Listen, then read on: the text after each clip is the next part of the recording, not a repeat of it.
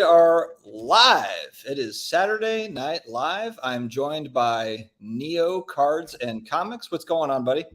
What's up, everybody? I just looked and I know we're like 3 or 4 minutes behind and there's already 25 comments. My heart just started racing a little bit. The way behind on the you're a disaster at managing live streams. Way behind on the chat. So let me let's just go ahead and say hello to a couple of people. I'll run through it real quick. Sting, what's going on? Good to see you. Yeah, we'll get into some of the dramas. Chris, Lucas Factor. You know what? I'm just going to, instead of just going through, I'm just going to call him out. Bishop 2344, Philly Joe, let's go. Bob Boozle, my favorite guy, is here. Bobby Dice, A Collector's Dream, Orlando. Looking forward to seeing you at the National. Jack No 7 Daniels, Chris C, Highlanders, Ziggy, C&T. Hi, Dusty Buns. What's up? Spurs Card 21. And John's Sports Cards. All right, we've gotten through a few here. Okay, dude, we have got the National coming up in, 10 days, 12 days? Are you going to go out there like a week early just to get B-roll? So my hotel is Wednesday through Saturday nights, and it's a little over 6 hour drive for me. I think initially I was going to leave early Wednesday morning and get there around lunchtime. But I think I'm just going to leave Tuesday after work and drive like part of the way and then get there, not super early on Wednesday morning, but like late morning Wednesday. Because all I'm going to be doing is sitting home on Tuesday anyways, looking around like, is it time to go to bed yet to get up and drive in the morning? So why not just drive like 4 or 5 hours, stay like an hour outside of the city, and then hit the ground running. And then I'm not a train wreck on Wednesday either with like a 7 hour car drive. Right. Yeah, no, absolutely. Now, you've never been there on Wednesday. Is that the day where you can kind of get in early and see all the inventory first and all that goodness? So Wednesday, I think the show opens, don't hold me to this, but like around lunchtime, like 12, 1, 2 o'clock. So, but dealer setup is like Monday, Tuesday, Wednesday. So I think the way I typically understand it, because I have never been there on a Wednesday, is like by Wednesday, most people are set up and it's basically like running because a lot of dealers are walking around buying from each other and stuff. So, yeah, we'll save a little bit more of this talk because you're going to join Steve and I, Wednesday next week, and we're going to kind of go through. Are we talking Wednesday? No. We're going to talk, this coming Wednesday next week about the National stuff. So we'll save a little bit of that talk. But I wanted to hit on with you Fanatics events, because you and I both made a video on this, but I thought that was really interesting. Didn't really see that coming, to be honest, because events, and I know some people say like, how do you not see that coming? It's like Fanatics is taking over the world and all that stuff. But I guess I just didn't see that on their roadmap quite yet. And here it is, like 2024, they're going to have their first event. Now, didn't you say, I think that you had mentioned that it's the New York Comic-Con guys that are going to help with that? I think the guy that they hire to run the company is the guy that's like basically ran New York City Comic-Con and started Reed Pop. And Reed Pop is like a massive pop culture event company. Like when you go to New York City Comic-Con, you buy all your stuff through Reed Pop's interface. Your event tickets, your autograph tickets, like all that stuff is all managed through them. And it's like a massive thing. So what you're telling me is there's going to be dedicated Stranger Things events. Sure, there could be. By the way, I mean, I'm not super. You mentioned about them like coming into the space. It's kind of not like you're right. Like I wasn't expecting it this soon, but when you think about it, it makes sense because it's just all marketing, and they want to launch that as quickly as possible. Totally. I guess I just thought that they would focus more on just having just a larger corporate presence at the shows that were already going on. But it does make sense. I guess what I'm wondering is it going to be more like card show or is it going to be entertainment show? Like, is it going to be more about like athletes and autographs? Because if you think about it now, like that Philly card show that we went to, you had a bunch of people that were there strictly for 76ers autos and Phillies autos and those legends that were there. And then there was card show people. It was definitely two different. And then you had some crossover, obviously, too. But I guess I wonder what the focus is going to be for those Fanatics events. Is it going to be similar to what you see now at a card show, or is it going to be a totally different, is it going to be celebrities showing up to do concerts and things on site or whatever? So I think initially the card show will be a bigger factor. I think as this goes on, the card show will be it'll be like a 20% of the show thing. And one thing, the video that I did, I kept comparing it to, because I've been there once anyway, to New York City Comic Con. New York City Comic Con, like if you transferred that over to cards, is such, comics specifically are a small portion of that show now. Not small, but like a 20% portion. It's all comic related stuff, but it's not, going in and just looking at comics through boxes is probably a 20% of that show floor, compared to corporate booths and Funko Pops and Pokemon and Marvel and just, corporate stuff. So like from a card show perspective or from a sports perspective, like at Comic-Con, there's a big focus on signers, both artists and actors and actresses. So I think you would see a huge portion of the show dedicated to that. There is, part of the show floor dedicated to, actual comics. So you could see that, like that's your sports card show section. Massive corporate sections, like huge mega booths that make anything at the National look small. Like imagine you remember the Stranger Things booth last year? Yeah. Just imagine something like that, but bigger, better, and all of the companies have something like that. So at New York Comic Con, is it okay? So when I think of like comic convention, was it similar to Charlotte in that you had a lot of those dealers there that had comic books, or was that kind of a smaller part of the overall convention where it was more about movie stars and kind of like the full picture, the cosplay? I mean, they have. New York City Comic Con has as many dealers, or if not more, than what was at Charlotte for sure. But the space is massive. I mean, it's the size of the Chicago National, but it's 3 floors. Oof. Okay. They have, so at New York Javits Center, I forget how you say it. I always call it Javits Center, but like their main floor is the size of the National now. And they don't even that is just all show floor. And then in the basement is where they have sections for all the autographs, all the events. They do like tabletop gaming sections there. Like it's literally every slice of the pie that you can think of from pop culture / nerddom. So apply that to sports.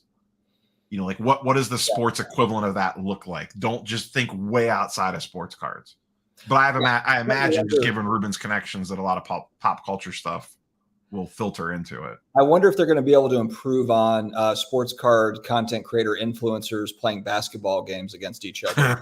I don't know if that's possible. I don't know if it's possible to improve on that sort of entertainment, but I wonder if too old for that. Like, looks at that online and is like, what the actual hell? Like, actually he watched that and he's like, Fanatics events, this final, we're doing it.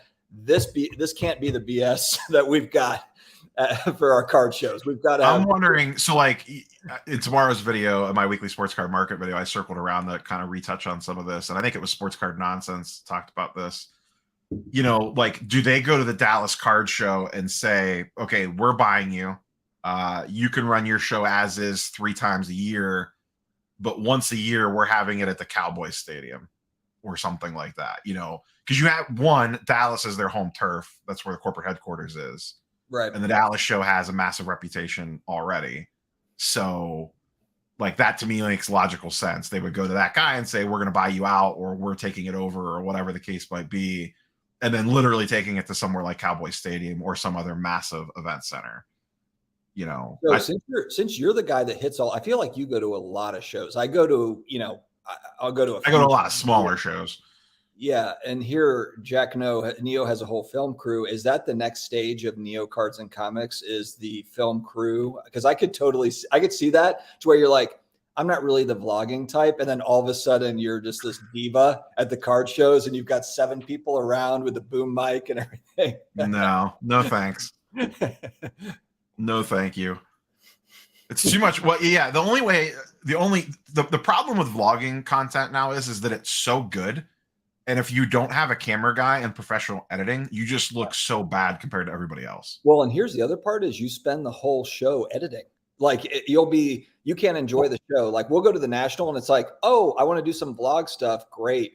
I'll take like a few clips that I can very easily throw into a recap video, because once you start going, if you do a 15-minute, 20-minute video, or you've got 10 different clips like Mojo and these guys do, I mean, it's so much work editing for vlog. Yeah. It's so much work compared to what we're doing. It's very, I remember talking to Jeff last year at their Market Movers event and his team, and they basically had like 4 people in the hotel room that they just sat and edited all day. Like people were running footage back to them and they were just editing to get the videos up. Because that's the other thing, you want to be timely. So you want to get national stuff up during the national. You don't want to post your national videos a week after you get home. Like when I was sitting down with him to do the It's Jeff Wilson show in his studio. So I was just kind of looking at his setup, and they've got kind of like lighting, and they've got 3 cameras. And I was talking to the camera guy, and I was just kind of, because he's setting everything up and getting kind of the mic and everything. And I was like, what is an idea of cost, around like the cameras? And there was like 2 $6,000 cameras. And then there was like a $3,000 camera. And that was just the cameras, that wasn't the lighting and some of the other stuff. So, I mean, the attention to detail in that studio and the funding that's gone into some of it's incredible. So I was thinking to myself, you know what? I'm probably just gonna have to stick with my iPhone for a while and just hope that kind of works, because I'm just not in the game, at this level. But I bought the equipment for it, but it's just not like, I have a gimbal, I have the camera for it. Like, it wasn't super expensive, but it's just the editing is really what does it. And like I said, if you're not that, the people in that space have it locked down so well that you just look so subpar if you're not. And it's really hard to do without a camera person. That's really the key, honestly. I mean, like Ryan from Breakout Cards does it pretty well as a one-man band, but I know he spends, we've talked before, the amount of time he spends editing on a video is ridiculous. Absolutely. Here's a question for you. I don't know if you've been paying attention to this. Have you seen a run up in prices for football like in prior years? Are you doing a video? I was actually going to do kind of prices falling, rising type video here in the next few days. Have you been paying attention to the Burrows and the Trevor Lawrences and all that stuff kind of leading up? I took a quick glance at them for tomorrow's video. I don't talk about them in tomorrow's video, but not really. You got to really stretch it out. It's been really a slow trickle up versus like jumps. So like if you look at like a 90-day or a 4-month view, yeah, it's gone up like 30%, but it's like 2% a week. It's not like craziness. And some people are actually down. I think Burrow is actually down. I think Trevor Lawrence was one of the ones that was up, but I haven't deep dove it yet, other than like glancing at it here and there for random stuff. Bazooka Tom has a critical question here. Neither one of us got a green check mark from chasing cardboard in their recent video. How does that make you feel? I don't know that Ty knows who I am. It took me a while to get out of the fetal position after not seeing my face on the with the green check mark. You ended up in the second video, so you're good. No, you ended up in the first. No, you were the first video, right? Well, there's only one. There's only one video. Well, that's right. Yeah. You ended up in there anyway. I made it into the video, but not with the green check mark. Oh man, yeah. Rockgate. Do you have any quick takes on Rockgate? Neo did not dive into this subject. He has not. He's actually been busy doing a lot of other things. But do you have a take on the Rock? It was dumb. It was dumb. He made a mistake, like 100%. It was idiotic. I don't think his response was super good either. But I also think this is like super overblown at this point as well. Like this, I feel like I haven't even weighed in on this, and it just feels like this horse has been beaten to absolute death in the matter of, I don't even know, what's it been, not even 24 hours, barely 24 hours. It happens to me sometimes too with certain things where you'll be talking about something, Dan is, 5 other channels are, and then I'm just, and if you're not that interested in chiming in, then it's kind of like, then you just move on to that. I've had that happen plenty of times with stuff. Yeah, there's certain things, and I know like people will be like, oh, even if whether they're controversial things or not, they'll just be like, oh, why haven't you given your take on this yet? And it's just like, well, I had, these other 3 videos or whatever. And then I was just busy. And then I just honestly haven't had time to sit down and look at it. So it's not that I'm necessarily avoiding it. It's just that, and I'm not even talking about this situation, just in general.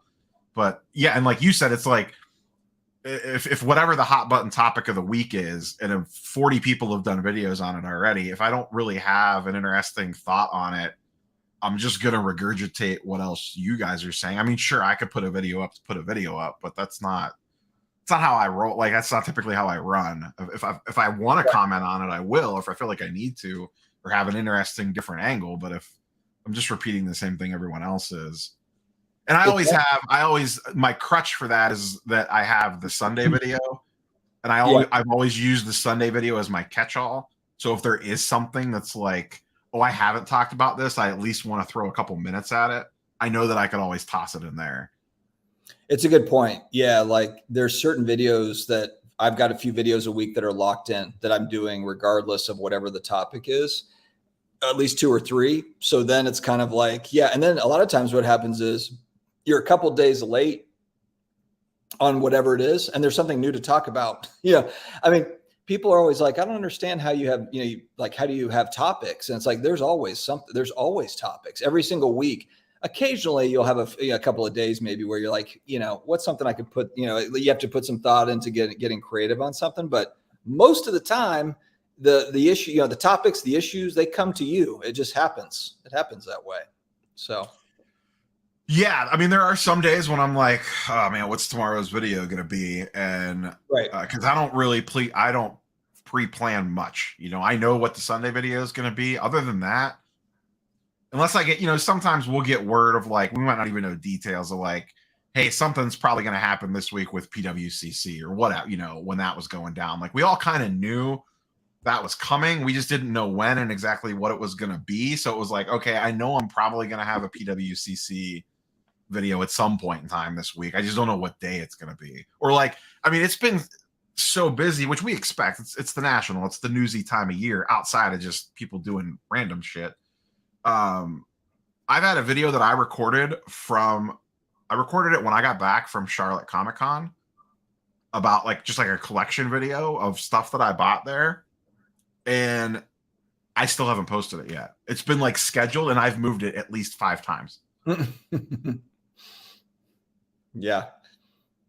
Yeah. And then you have videos where it's like that. I've had a few videos that just never happened, because there was other stuff that popped up and it's like, all right, well, I guess I'll just run this some other time.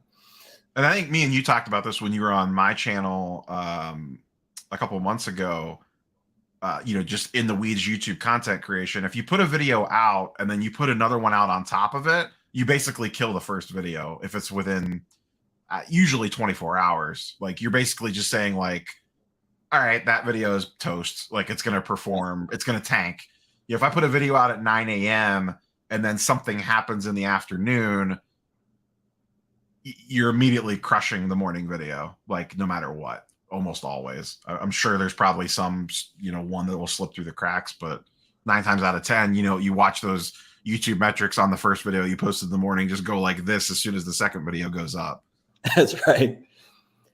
Speaking of views, we are 200 strong in the chat tonight. It takes me and Neo coming together to hit that 200 number. These aren't necessarily Sports Card Radio numbers, but we're here for the views, guys. We are here for the views. It's in the title. You know how we roll. We're here for the views. So invite all your friends. So you're saying if I was solo, I'd be at like 250 or 350, 400 maybe. I just figured this was easier. If we're on together, then it just saves you a reaction video. You could just react in real time. It's a whole new concept for you. I'm shooting myself in the foot by doing this with you.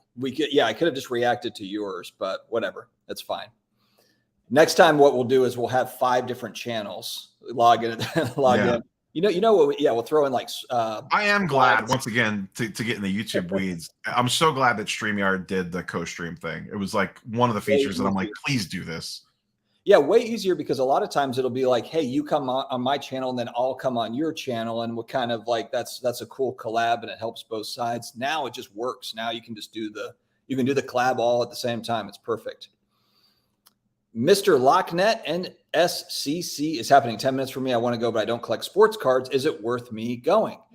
what do you want to meet content creators? Do you want to, just be at a large event where there's tons of collectibles and it's just kind of an interesting vibe? I guess it depends on what you define as entertainment. That would be my answer.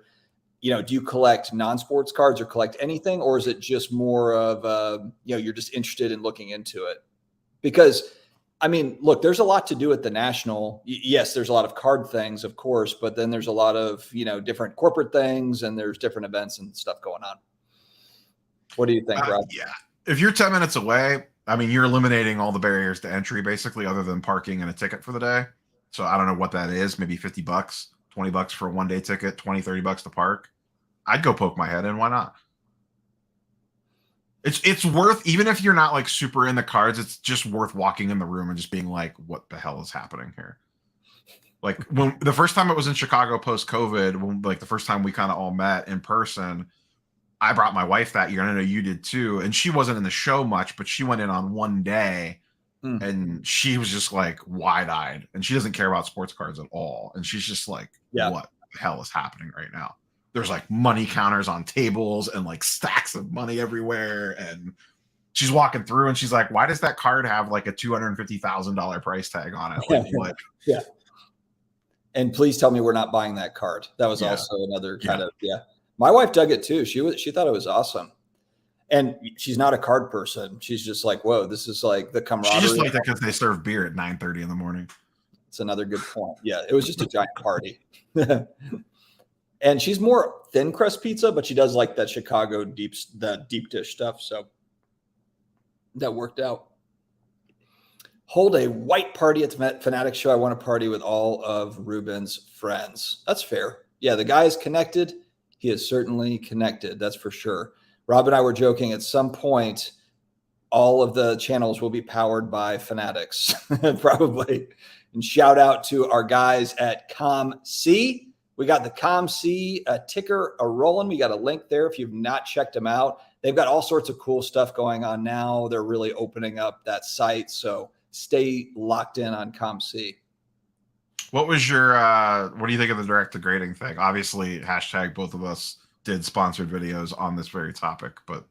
Yes. And we are biased. So keep that in mind. We like ComC. We've always liked ComC, but we are also sponsored by ComC. So I think it's a nice step. It's kind of ComC. What's interesting about ComC is they're a very popular buying and selling site, even though, they don't have, I don't know why they don't get the same fanfare as like a PWCC as far as their tech and everything goes. But they've got everything on that site. There's tons of cards. There's 32 million cards on the site.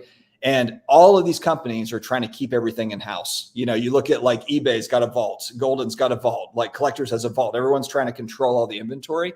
And so it's kind of a natural progression to me that ComC would have, that as an option. So where you're basically, they are a group subber, and my hope is that eventually they have all four of the major companies. And then, man, if they have all four of the companies as options, then that just makes it really easy, and I don't know. So yeah, I think eventually they'll get there, and that's exciting. But we were talking pre-stream, like if in theory, let's say they have multiple companies or, all four, 3 of the 4, whatever the case might be. There's a real advantage, I think, to just being able to send a big pile of cards off to one company, like one place, and then have them uploaded and then choose like, okay, I want these 10 to go here, these 10 to go here, and these 10 to go here, because I know your SGC bias aside, not all cards, and should end up a different grading company. Like there's a right grading company for the right card. Absolutely. In some situations, it doesn't make sense to blindly send every card to PSA. There might be vintage cards that make more sense at SGC, or a comic card that makes more sense at CGC, or an RPA that makes more sense at Beckett. So, they obviously don't have that capability right now, but if they ever did, to be able to just send one box of cards and then just cherry pick where you want them to go on a list, like that seems pretty convenient. Absolutely. Yeah, no doubt. Yes, SGC is a sponsor, but there's 4 great options. We have 4 really good grading companies. They all serve kind of their own purpose. So yeah, I totally agree 100%. And I'm just a big fan of the folks at ComC. It's a longtime hobby company. So yeah, it's really a no-brainer. So I'm excited for those guys. Excited. I'm looking to see if there's anything interesting in the chat. There's a lot of A lot of Thai stuff, it looks like. yeah, there's a lot of back and forth on some of the drama things. And plus, I'm also 15 minutes behind on the chat. So if you see anything, holler it out. I'll fire it up. What's going on? Vlogs are cool, but they ruin the experience for me. I just want to look at cards, and the editing sucks. It depends too on how the vlog is run. If it's because I've noticed too with some of them, they're focused on the B-roll quite a bit. So it's a lot of kind of like we're out to lunch, and it's more of kind of like them doing random things, not doing deals or whatever. So I think it probably depends on what you like. Some people like the B-roll stuff and seeing what else is going on around the show. And then other people are like, okay, let's get to what's the point? Are we going to make a trade or whatever? So it's tough though. That type of content is really tough to produce, especially consistently. So I think the key is that you have the camera guy and you have someone else editing. Like that's really the only way to pull it off, I think, effectively right now. Yeah.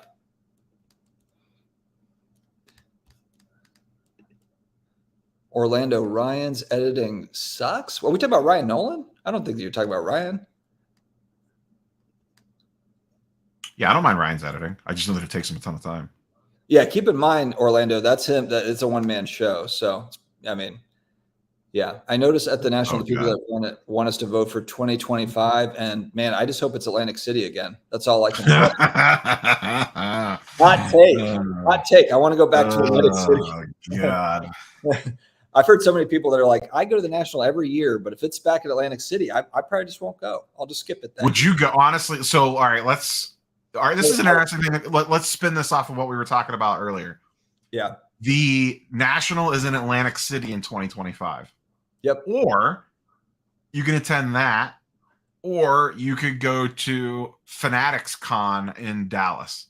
Fanatics.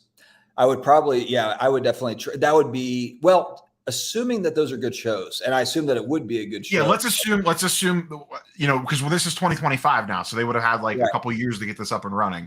Let's assume it is the sports card version of New York City / San Diego Comic-Con is going to be in Dallas once a year at some large venue, right?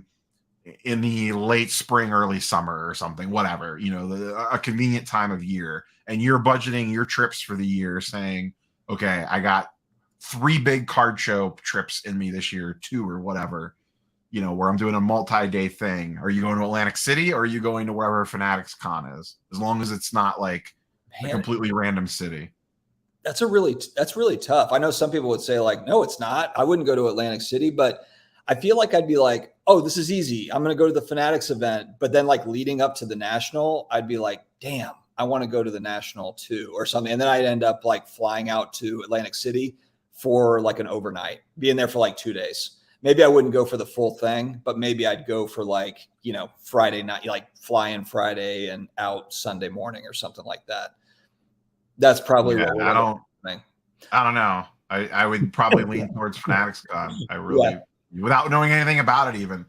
Well, and maybe the part of that is just be like, oh, I've already been to 5 or 6 nationals at that point. So here's the other part too, is it would also depend on who all's going. So if all my friends are going to the Fanatics event, my content creator friends, viewers, whatever, then that makes it really easy. But if it's split in half, then that makes it a little bit trickier. But if nobody's going to Atlantic City and everyone's going to this Fanatics event, then that makes it really easy. I wonder if, because this list was floated before the Fanatics Live thing came out. This list has been floating around for about a week or 2 now.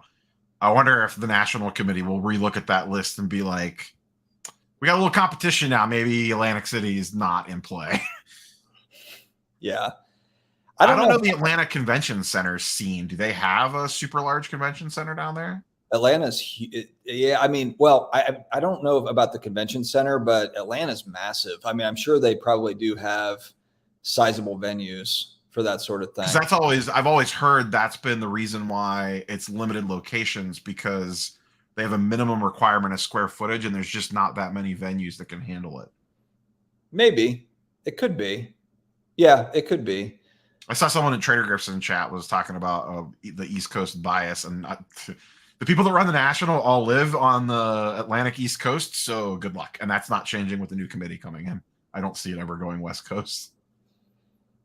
I really hope it doesn't. And I know the West Coast people are going to be like, shut up, whatever. But you guys have Burbank, you guys have Dallas. Let us have this. Yeah. I mean, or just do it in Chicago every year. I don't understand. Like, just that's such an easy, like, great venue. I don't unless there's something with like the unions or something in Illinois, there's a cost issue there, that to where it's not feasible. Then otherwise, I just don't understand why you would mess with it. But I see Swaggle House pop in the chat as well. Oh, what's up, Swaggle? Yeah, I was gonna see if I could do a live stream with Swaggle at some point. Maybe all three of us can do one at some point. Shout out to Swags. He published his own comic book. I know. I saw that. I actually did a binge watch, Swag, of I watched like 5 of your videos on the plane. I was like in the airport and I was like, all right, what am I going to download to watch on the plane? And I downloaded like the last 5 videos for Swaggle.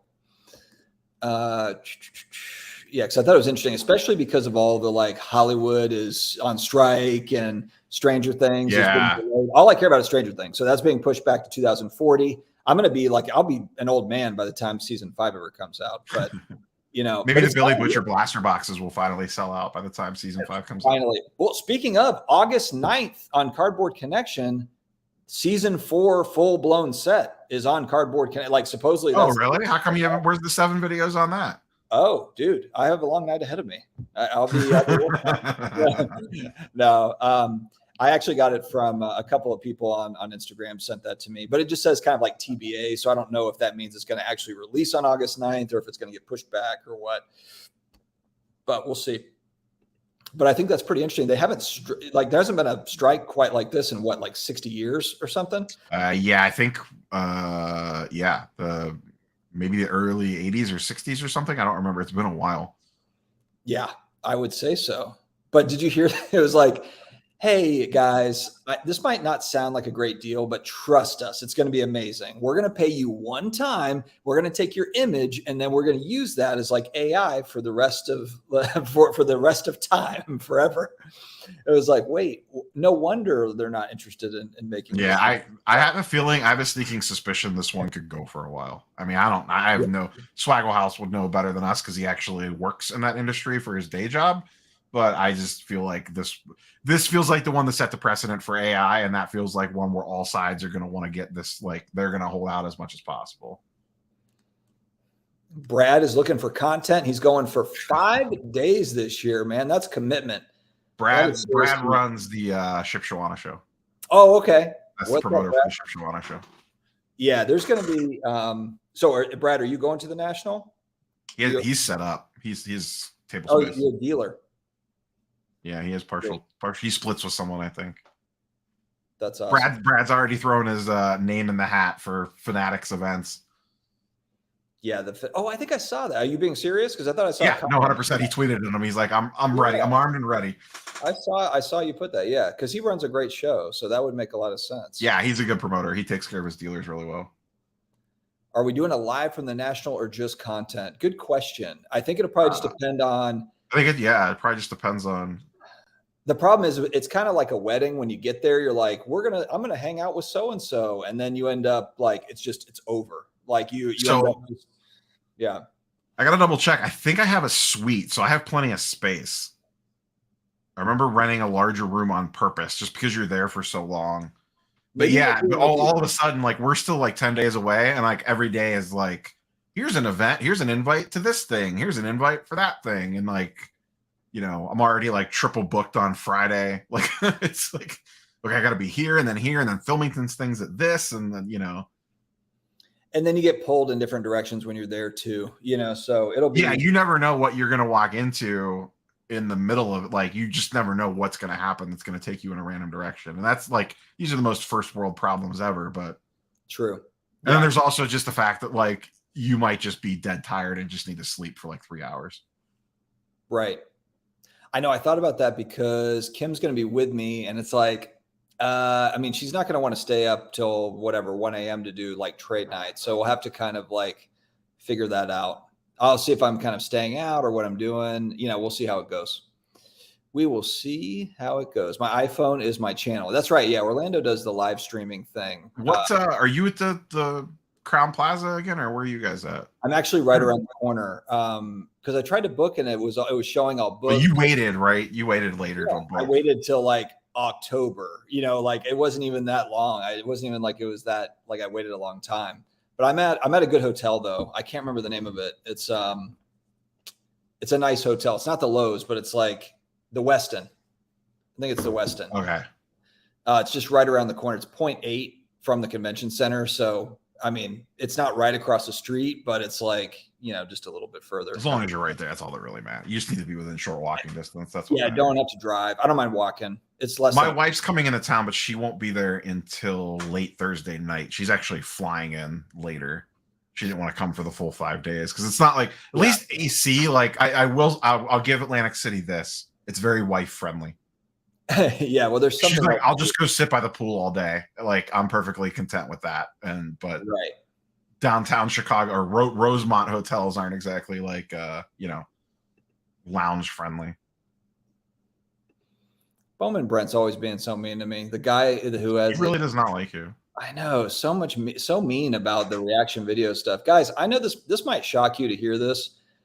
This is maybe a new thing in card content, but the reaction video thing is a pretty regular YouTube occurrence. So it's just kind of a way to, and here's the good thing too, is you're able to talk up other channels. It's a way for me to be able to bring, hey, look what's going on over here in, positive light as well. So, I mean, there's a lot of good that comes from the old, the reaction video. You can have kind of a well-rounded discussion. But anyway, whatever. Brent, I know it can't always be amazing. I get it.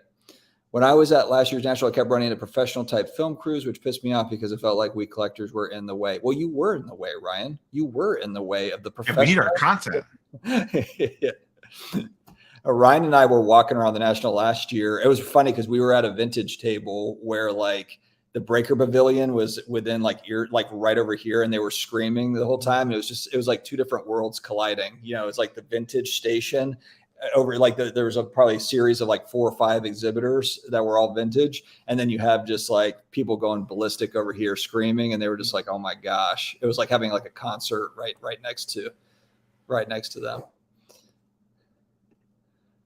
Justin Gamble, my favorite one-man band in vlogs, another straight shooter. Okay. I've seen a couple of his. I don't watch a ton of the vlog stuff, but I will check it out. It's weird that there's whole like other niches of card content that just never comes across. Like I've never seen, I know who he is. The YouTube algorithm has never thrown one of his videos at me. They don't send them my way either. Yeah. Yeah, I know. It's weird. There's just like whole sections of like, people will be like, oh, so-and-so's channel, and I'll go look, and I'm like, oh, that's like a pretty good-sized channel. And I'm like, how is this never once as much content as I watch on YouTube? Like, how is the algorithm never randomly thrown this at me?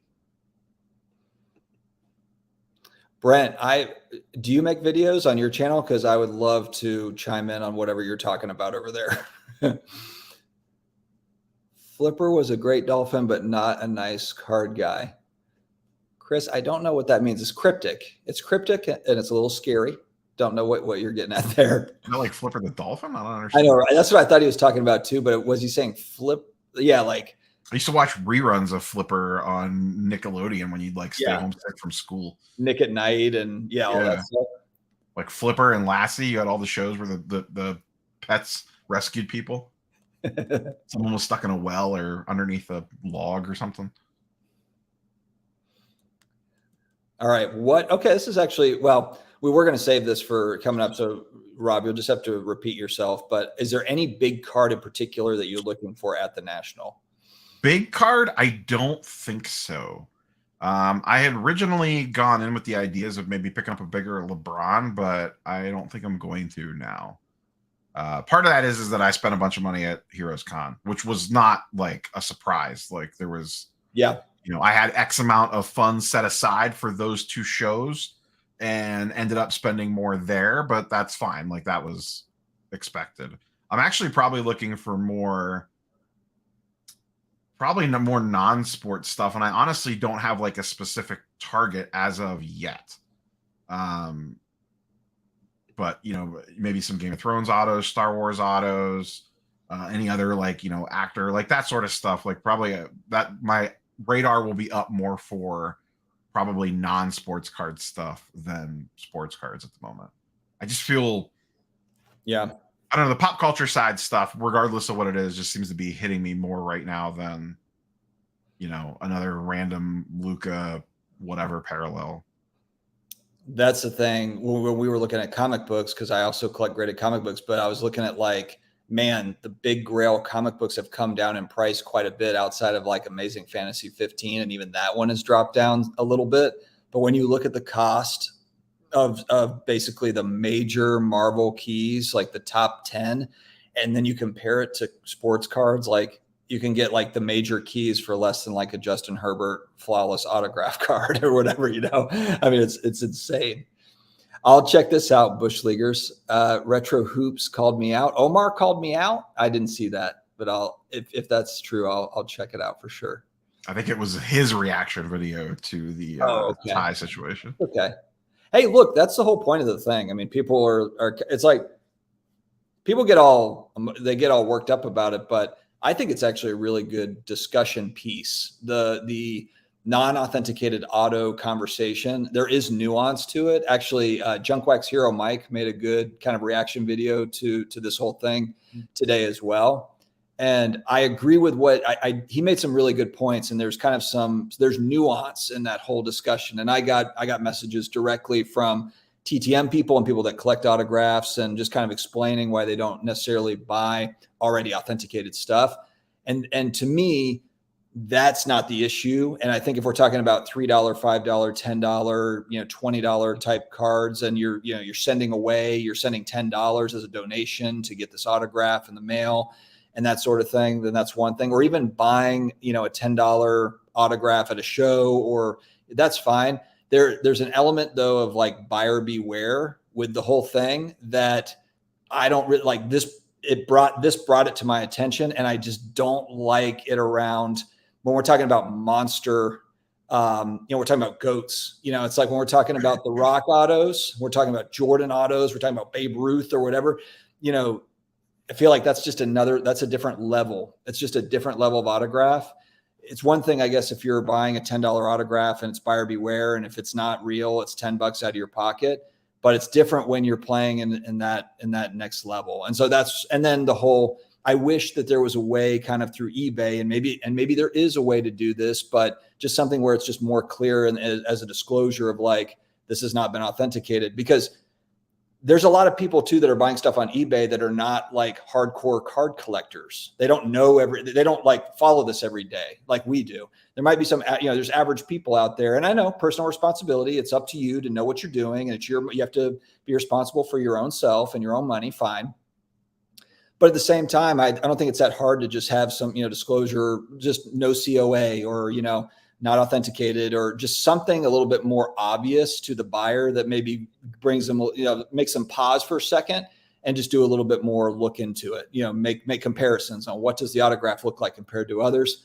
I just think that should be like fairly basic. And that's maybe something I hope that selling platforms like an eBay have something like that in the future, to where maybe that's like a mandatory check or a mandatory thing that's added into a listing when you're selling those. Well, I mean, if it went for a certain dollar amount, it would have went through eBay authenticity guaranteed, right? And it probably wouldn't have passed that. It's just that it sold for under, what is it, $150 for raw cards? I don't remember.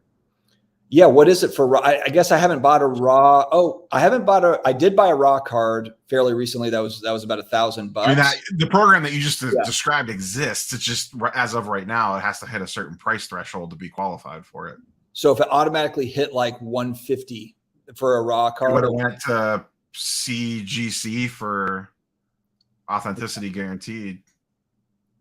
Okay. Now, I don't know if they would have passed that or not, because it's not a pack pulled auto. So I don't know how that works. You know what I mean?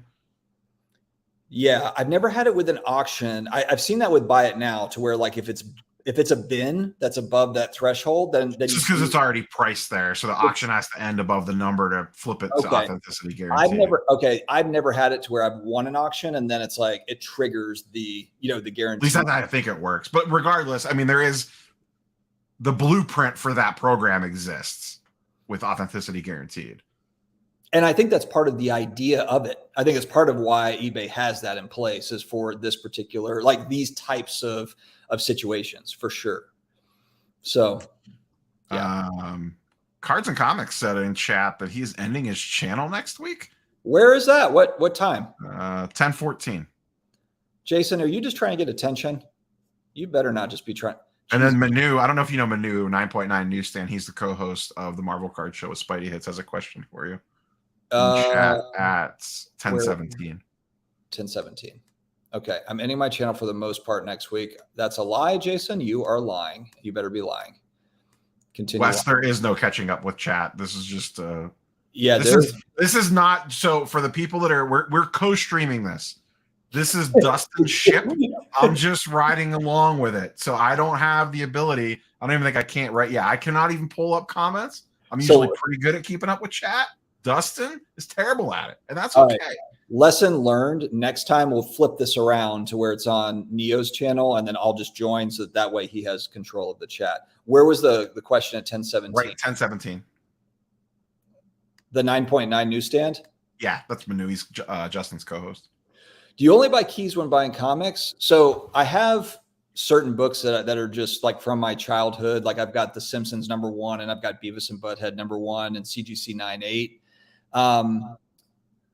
I did have some of the older Valiant stuff. I ended up selling that off because that was something where I was like, that was cool for my childhood. I had like Rye and I had Exo Manowar. I still have a couple of those, but then I was like, there's just other stuff I want more, so I sold that off. I wouldn't say that I have just only keys. Like, for example, I've got Hulk #4, Incredible Hulk #4, because I just really like the cover on that one. It's in CGC 3.5, so it's a lower grade.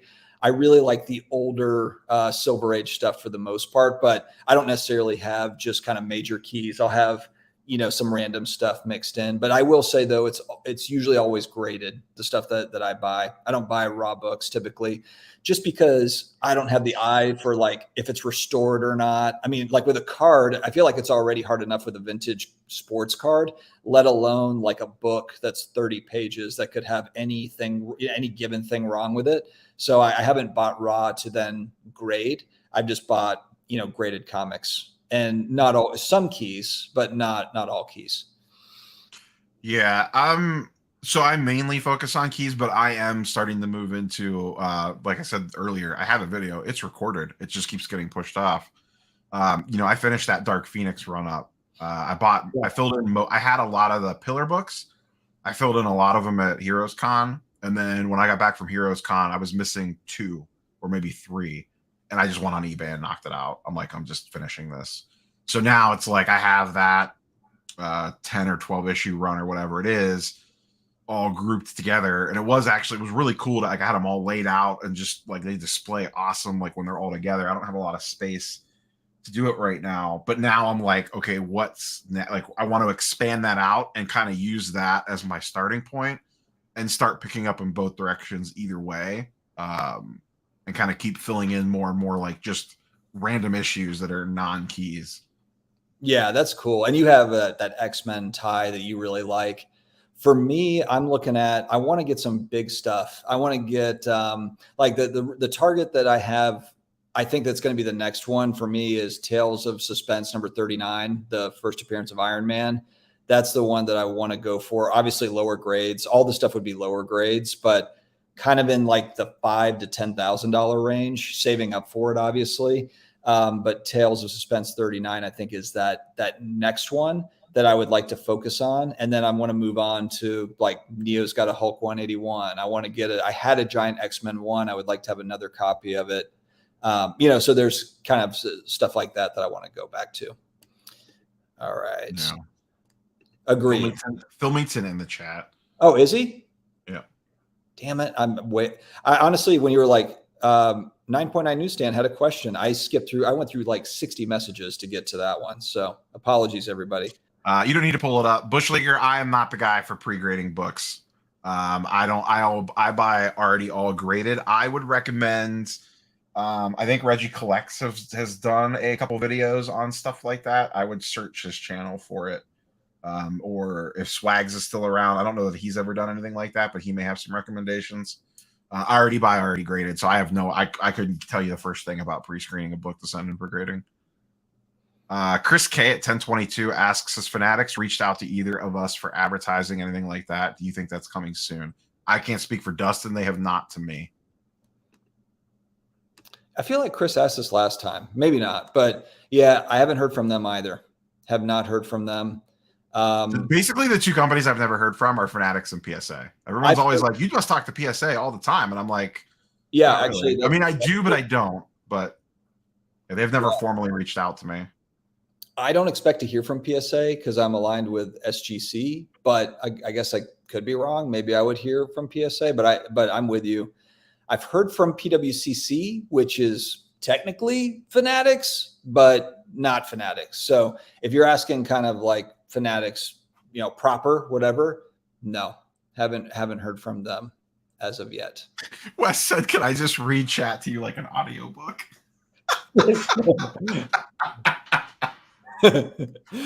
Actually, that'll be the entire stream next time. It's just Neo reading the chat, and then we just kind of react to it. Goodness gracious. Here's the problem, guys, with chat. Sometimes there's like you're talking directly to us, and other times there's 20 different chat messages that are between you all, and so it's like I have to get through those to get to the actual they're talking to us thing. Yeah. Look at Brad in chat. Thanks for pointing out the Jeff Wilson Burbank video. See, the reaction to that video brought it to someone else's attention. And I'm not big on the reaction thing. I even joked in that video. I don't do it very often, but Bush Leaguers, this is saving up for this. So this is literally like a couple times a year, not like 5 to 10K a month or anything like that. Not even close. So yeah, it wasn't trying to show off at all. Just instead of buying 10 $500 cards, buying one $5,000 card. That's basically the new strategy. What was that, Rob, that you just said?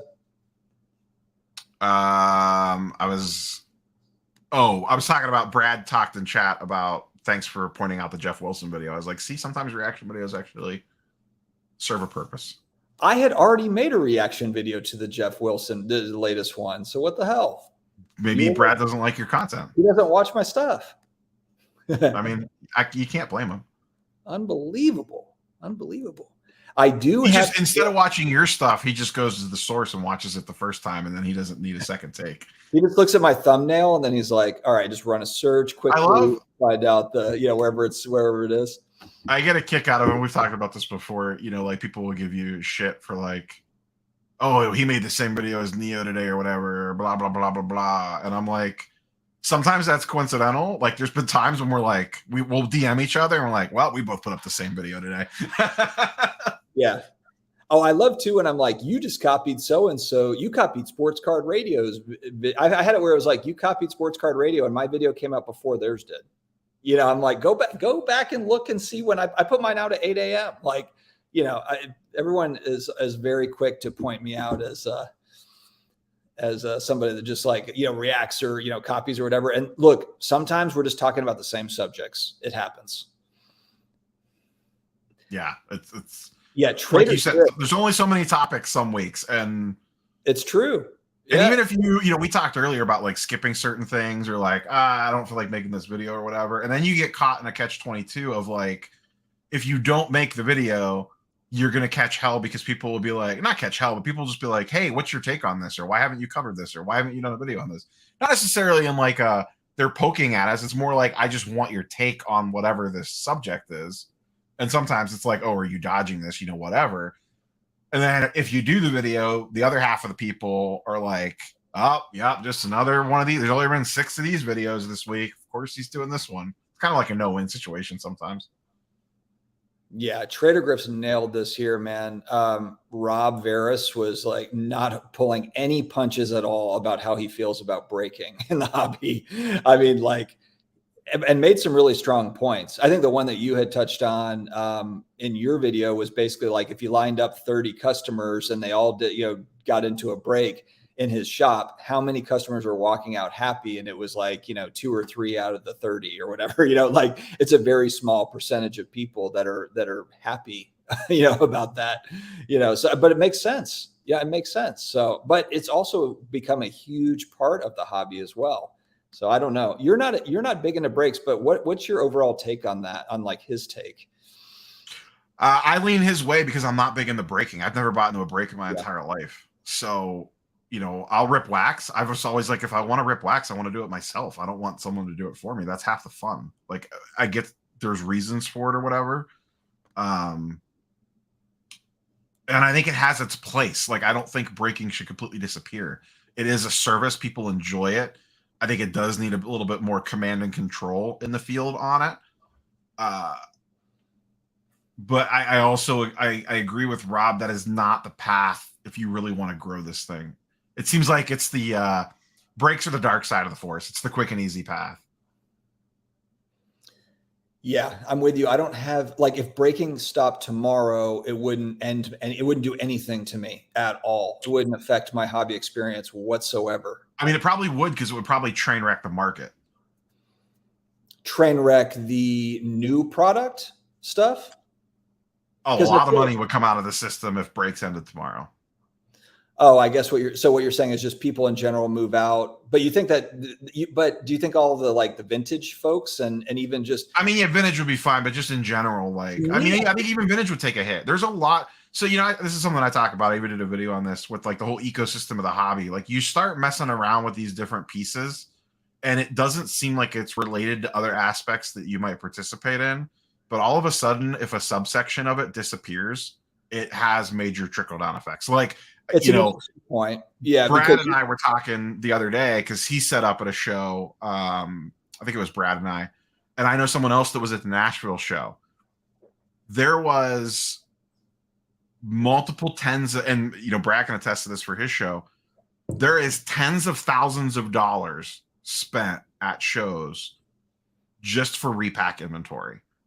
Oof. If repacks got regulated out of the hobby tomorrow, the market would tank.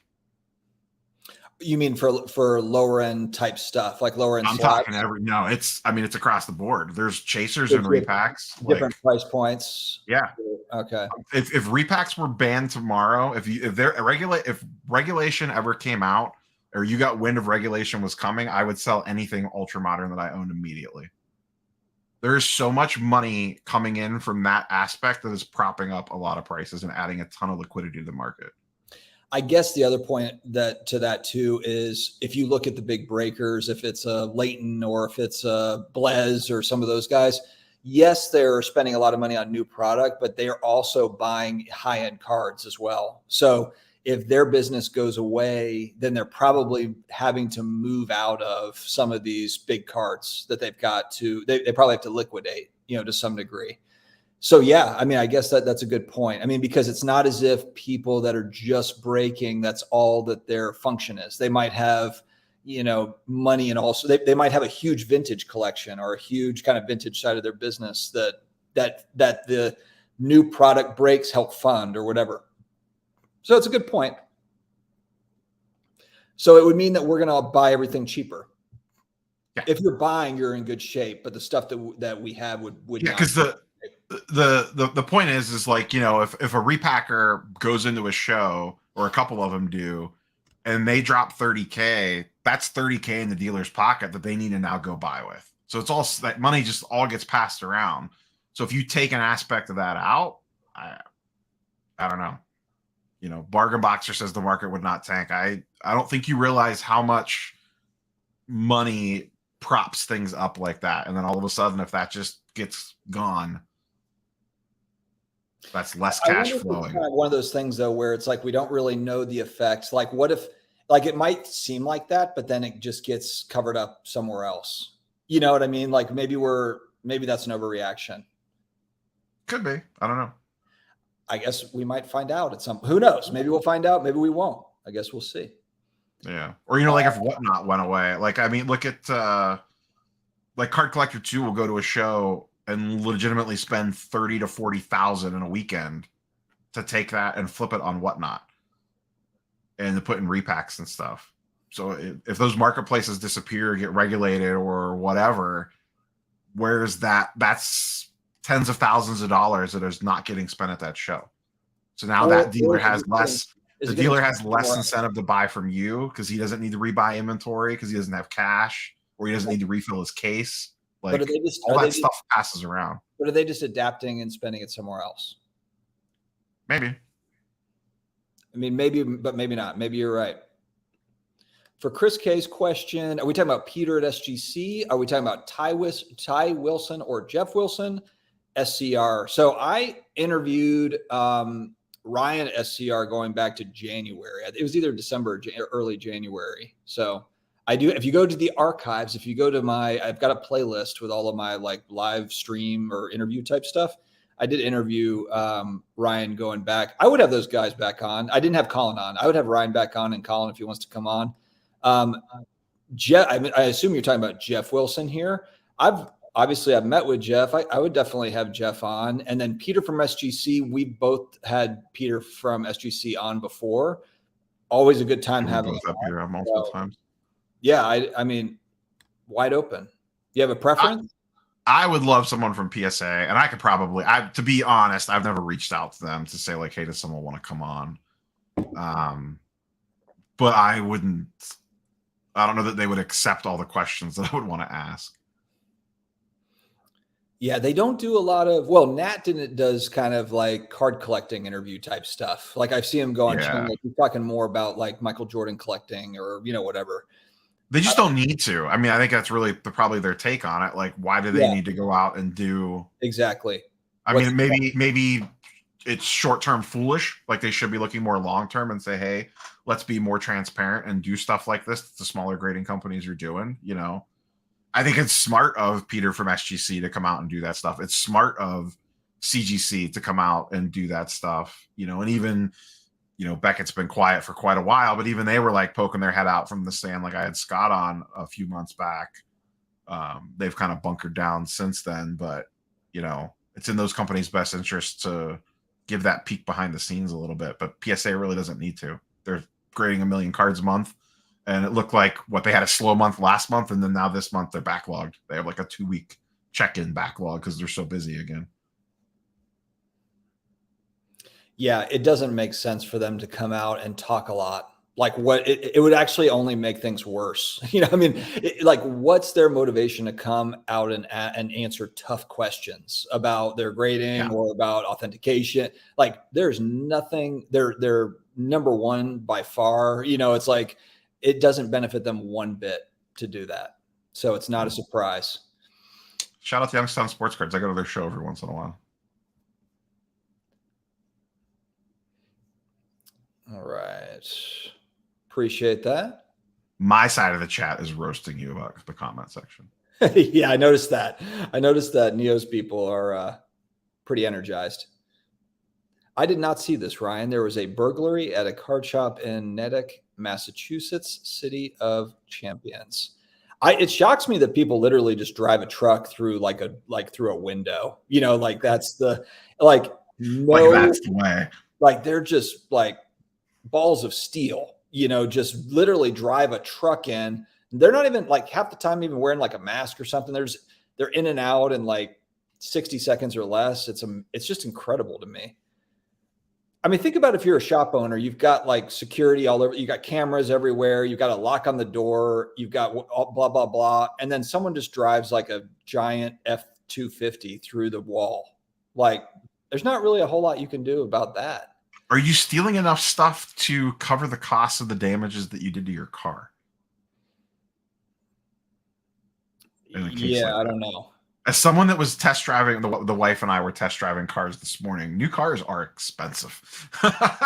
The car market, not tanking. It's ridiculous. The market is far from dead. The flippers are gone. Well, I feel like the flippers kind of have to be somewhat active for the market to be hot. Again, when you're talking about the ecosystem, there's an ecosystem. There's, the collectors, the flippers, the investors, speculators, whatever. It's really the flippers and I think it's speculators. That's kind of the big one is how many people are speculating. That's the thing when you're talking about the comic book market right now, and comic book, prices have moved downward for certain things because a lot of the spec money has moved out of, certain books as well as cards. I mean, it's just so obvious. So, but you're right. It's definitely not dead. I mean, go to any card show on the weekend. It's slammed. Like, I mean, it's certainly far from dead. Agreed. Do you think, I mean, are we expecting a national record attendance this year? Yes, but the reason why, though, I think in part is just like the population is larger now. Like when you compare to like Anaheim from 1990, I mean, it's like if the hobby is just as big as it was back then, just the increase of people in the United States, you would think that like, and then the size of the venue, they added another 200,000 square feet. I would assume that it's going to break the original record. I mean, dude, going back 2 years in Chicago, we booked in like March, our hotel, February, March.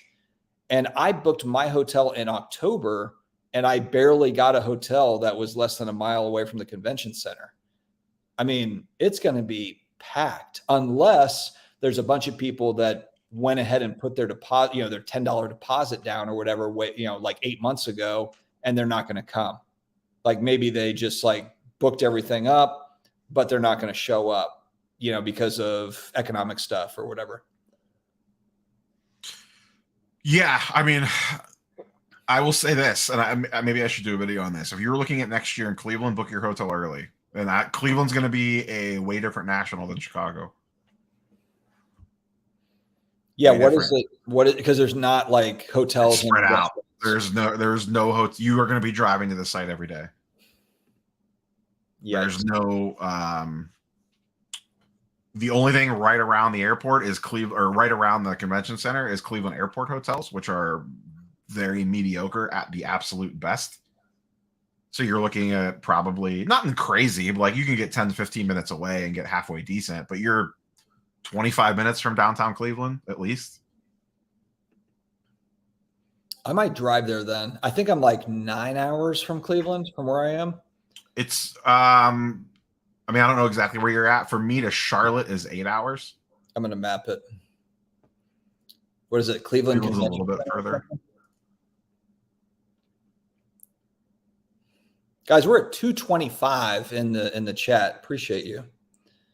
Cleveland. Well, I'm dominating you. 130 of those are coming from my side. Get wrecked. I sent a message out to people and I was like, hey, please join from Rob's site just so it's, just so he has a good attitude. I don't want him to be in a bad mood. Shoot. Cleveland Convention. The IX Center. Because Cleveland has two convention centers. There's one downtown and then there's the IX Center. Just put in the airport. Put in Hopkins Airport. IX is 8.5 hours. That's not bad. That's not because Dayton, we have family in Dayton and it's, Oh yeah, you come through here all the time. That's not bad. I mean, honestly, if it's going to be a pain like that, I don't want to rent a car. So I might just drive it. Or you just have to plan on Ubering every day. Yeah. If you didn't want to rent a car. Yeah. But Uber's going to be a disaster. I would It'll be interesting to see like how trade nights and stuff like that are handled because everyone's going to be very spread out. It's like, in Atlantic City, everyone was kind of in the 4 different corners. Cleveland could potentially be the same way, just without all the craziness of Atlantic City. We've got some folks saying that you're being a little too fatalistic about repacks. People would bounce around and the money would move around. Are you triggered by that? No. My reaction video will be coming tomorrow morning to yeah. Neo's acting really cool. This comment was literally from 2 hours ago. He's furious. Yeah. It was not, what are you talking about? It's 11 minutes ago. Okay. Formula One cards. Okay. I feel like I saw that a really long time ago. Man, there's some hot, the repack talk is that's worth a video. The repack chat is red hot right now. Repacks, razzes, and breaking is like people getting addicted. The repack chat was hot 10 minutes ago. They've moved on to 6 other topics since then. 45 minutes ago, the repack.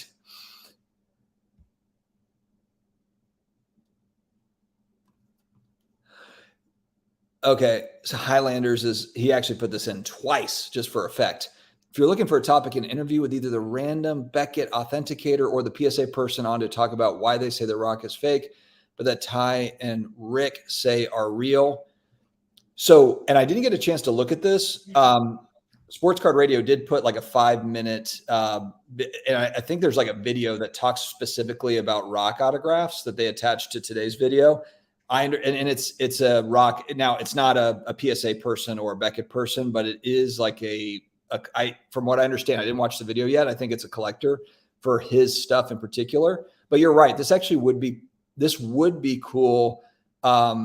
Not necessarily the person that actually looked at that card, but just to have somebody on from one of those companies that could speak to it from either PSA or Beckett, since they do the autograph authentication. That would be cool. Trader Griff's legitimately almost made me spit my drink out. He said 11 minutes in chat time is like 3 hours. I'm like the nursing home of whatever, like running through the chat. That's how I roll. You know what? I'm just careful with it. I'm kind of like the old lady when they open up the gift from you, but they slowly kind of unwrap it because they want to be polite and kind of, I do the same thing with the chat. I don't want to skip over 50 people. I'm trying to be, I want to be mindful of what people are saying in case there's something good here. This is such a great name. La Collection. Collectors don't disappear. I know. That's a great name.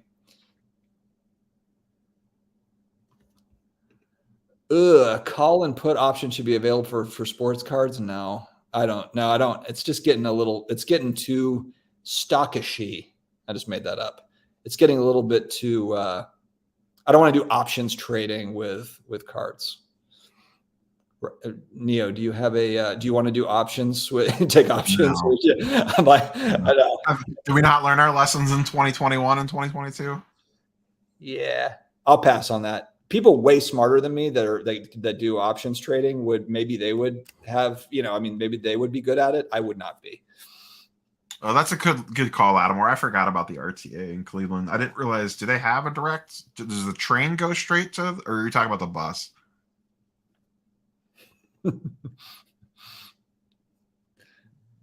Perk, I remember you from 2 years ago in Chicago at Trade Night, and you were much nicer in person than you are being in the chat currently. Are you going to be at the National this year, Perk?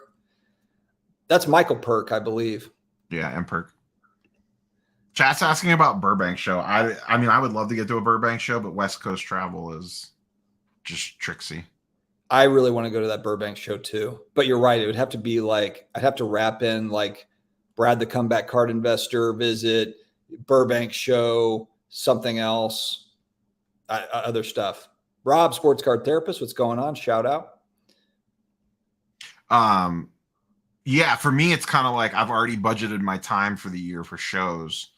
Like we did the thing in Charlotte, there's the National, and then I'm booked for New York City Comic-Con. Like that's Chicago and New York City are pretty expensive trips. And So I mean, yeah, I have the YouTube stuff to help cover the cost of that, but still, are these time? Like this is not my full-time job. I got to put like I was joking with someone the other day. I'm taking a week of vacation from work to basically go work at the National.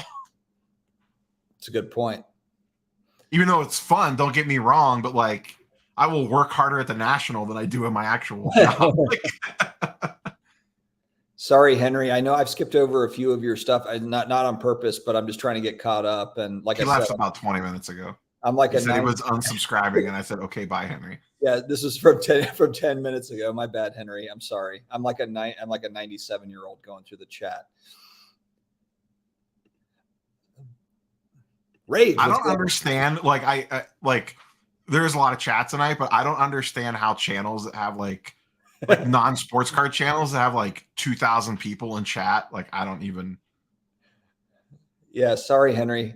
My bad. Actually, he came over from your channel. Yeah, that was my sub that you lost. Apologies. Yeah, I just blew that for you. I'm sorry about that.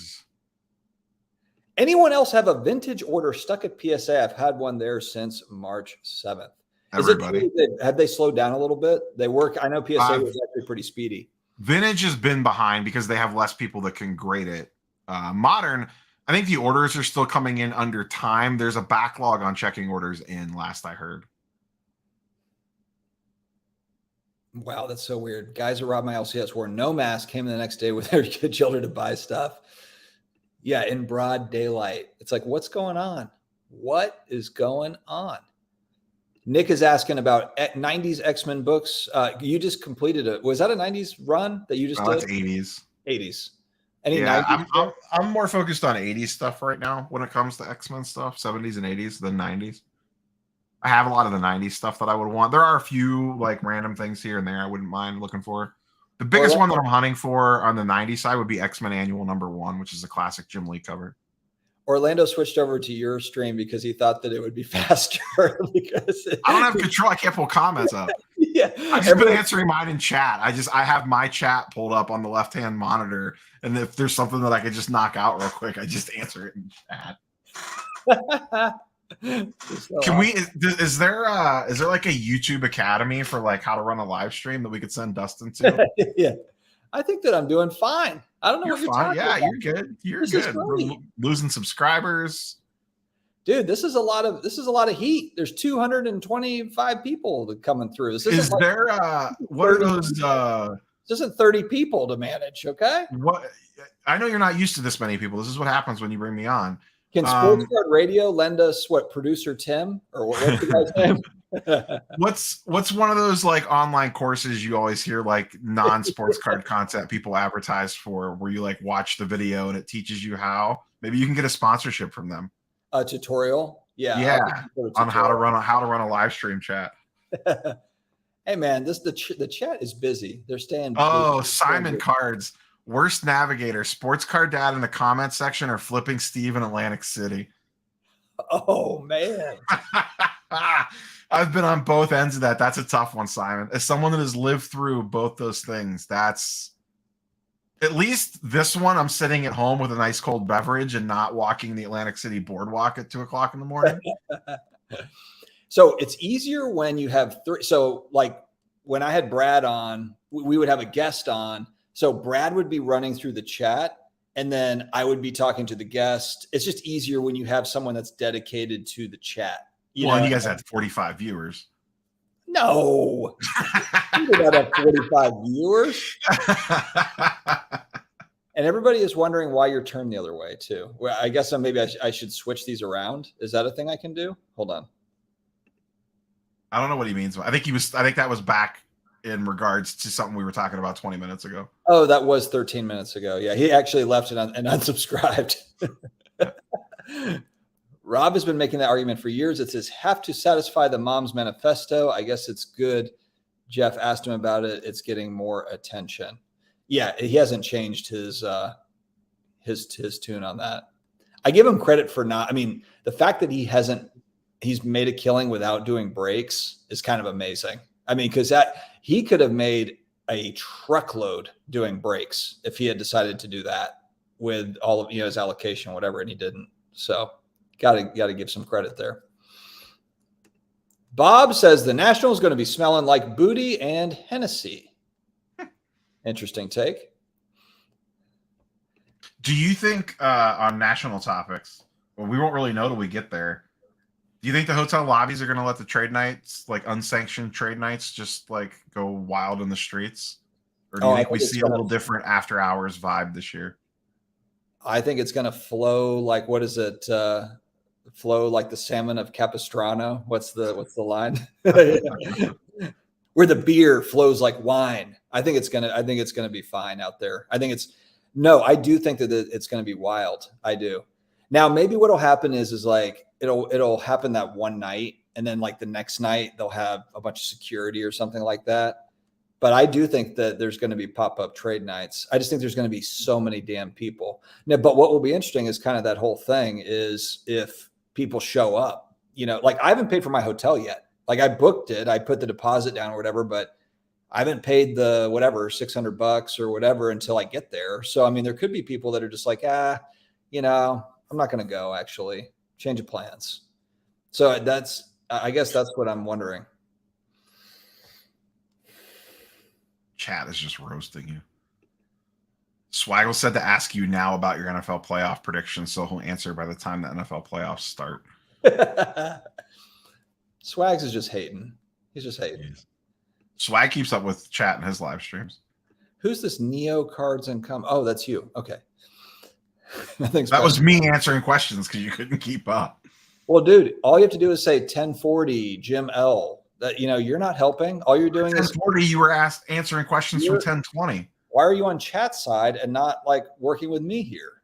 I'm multitasking. All you have to do is just say, oh, look, at 1041, blah, blah, blah, blah, blah. At 1041, Bob says, my fat wife is a Chasing Cardboard fan because she thought they were a pizza channel. That's all you have to do. You just call it out and we talk about it. Chris says, I've said Fanatics should put special meet and greet cards for kids somehow to help grow the hobby more. I don't know. There's such a huge push for that next generation to get that next generation of collectors in, and trying to figure out kind of what that is exactly is kind of tricky. Because I feel like when me and you were kids, it was fairly organic. Like there was just cards everywhere. You went to every single store on the planet and there was baseball cards, some sort of cards.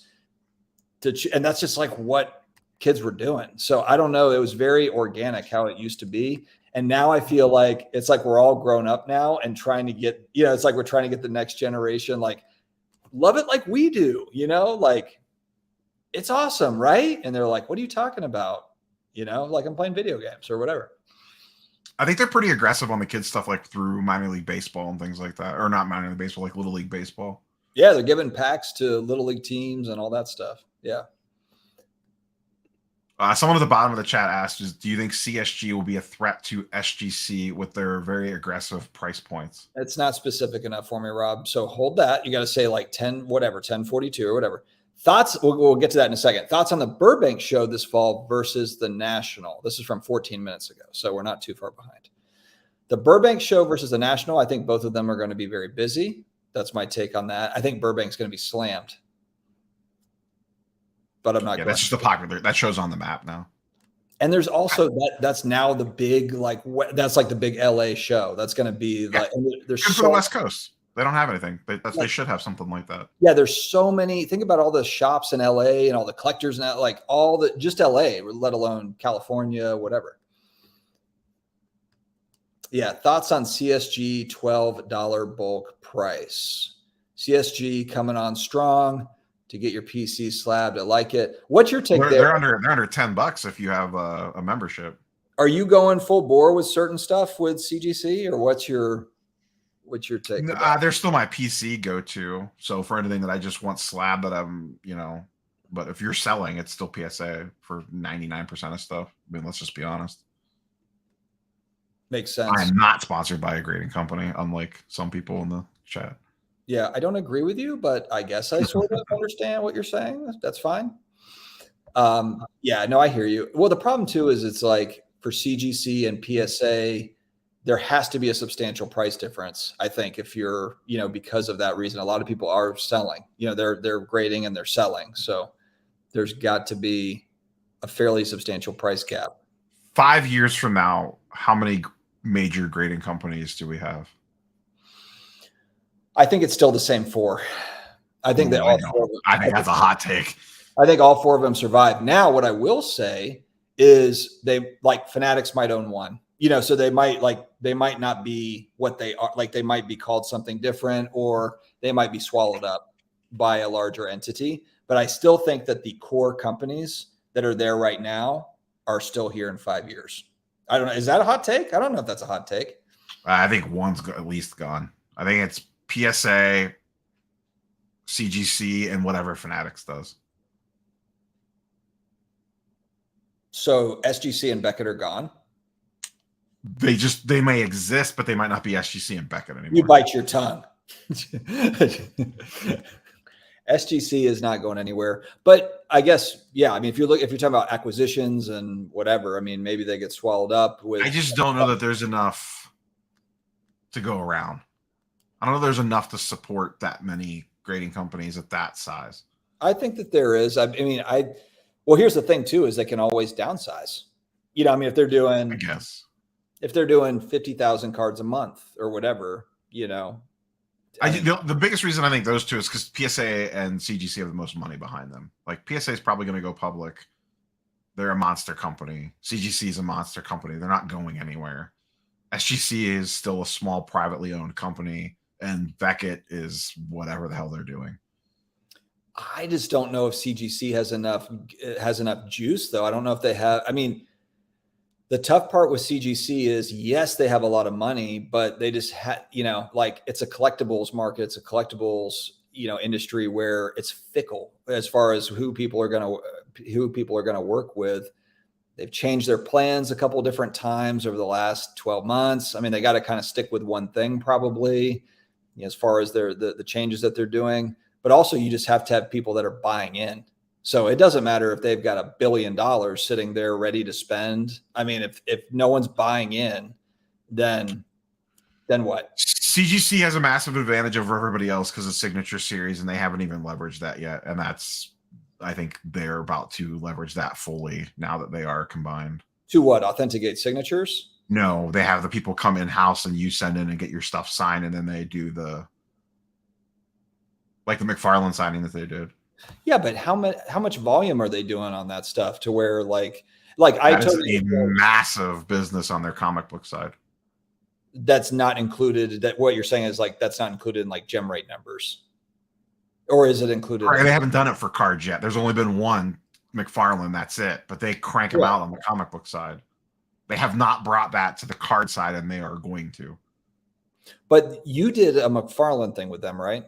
Correct. That's the only one they've done on the card side.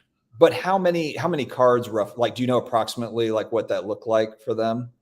I don't, but I know they got a lot. Like a lot, like 10,000 or like 2,000? Look at the pop report. Yeah, I think it was a decent amount. I mean, he signed it took him a month to sign everything. Here's another reason why I think that all of them can survive is TCG. Like, look at all the damn TCG cards that are getting graded, and the absolute, I mean, the huge opportunity there is with TCG stuff. I just think there's a lot of cards to grade. So yes, I mean, PSA probably eats up a lot of that market share, but can these other companies squeak out, more, some of this market share? I think they totally can. They're a lot more agile than a PSA is, especially if PSA goes public again. That's going to be a different ball game if they go public. So I don't know, man. I don't know. I don't know for sure that they're going to go public, but you take a company private like that, restructure it, fix it up, and then I feel like your path is either to go public or sell again. Like I wouldn't be surprised. Would you be shocked if there was a PSA went public again? You know what's kind of interesting is Nat Turner is obviously a card guy to where, like, I don't think that he's looking to build the business to then resell it again. But what about all the other guys that are involved and gals, I guess? Yeah, I mean, he only has how much say in it, Like, what happens if they're like, hey, now the company's worth blah, blah, blah, let's sell it. And he's like, I don't really want to sell it. And they're like, well, we don't really care because you're one piece of a giant puzzle. That would be really interesting, because a lot of the buy-in on PSA is we've got a collector that's here kind of helping steer the ship. I know some people don't, they don't care for Nat Turner, blah, blah, blah, whatever. But there's a lot of people that like the fact that there's a guy that, has high-end Michael Jordan cards that also is, that's also running it. It's not as if he knows absolutely zero about cards. So I don't know. I mean, when you're asking the 5-year question, yeah, who owns PSA at that point? Is it a public company? They're not changing names. It's still going to be PSA. Yeah, but I mean, there's a lot that can shift internally yeah, we'll see.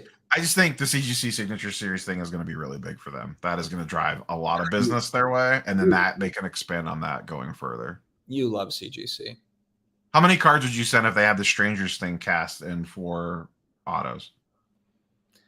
If that's what they do. They have a ton of leverage. They bring a lot of big name actors and actresses and artists, and there's not a lot of opportunities to get stuff like that signed. So if they're like, hey, Millie Bobby Brown's here, send your cards in at $300 a card or whatever it is. And the thing that's nice about their stuff is that it's witnessed in person, so there's no question. Like a CGC, they sign either at CGC or with a CGC handler on site when they sign, and your slab is even they even date the slab. Like this card was signed by McFarlane on February 21st, 2023. Totally. Like I love that. Yeah, if they had a kind of a niche thing like that, where it was like for me, if it's Stranger Things cast or whatever, and they're signing a particular date, time, and the price is right, I think the big thing would be just what's the price point. That's the other Yeah. thing. Like Millie Bobby Brown was signing cards where we went down to Orlando and it was, $250 or $300. We already have a bunch of her autographs. So it's kind of like, I mean, I don't know. So yeah, but I hear you though. I mean, it's a good point. If they have kind of niche specials like that, where they're bringing in certain actors, especially actors, that just don't sign that much, then yeah, absolutely. That's Yeah, their signature series pages right now is loaded with people. It's like Chris Evans, Chris Hemsworth, Haley Steinfeld, like what's her face from Game of Thrones, like a bunch of Game of Thrones people are on that list right now. Like they're constantly bringing people through it. I see AP ask, what's stopping someone else from doing it? Nothing, but CGC has a lot of those connections already built and like relationships established because they've been doing this for years in comics. That's a fair point.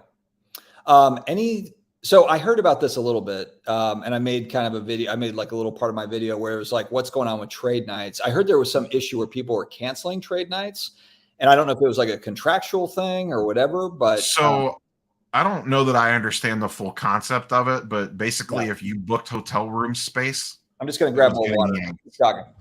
Yeah.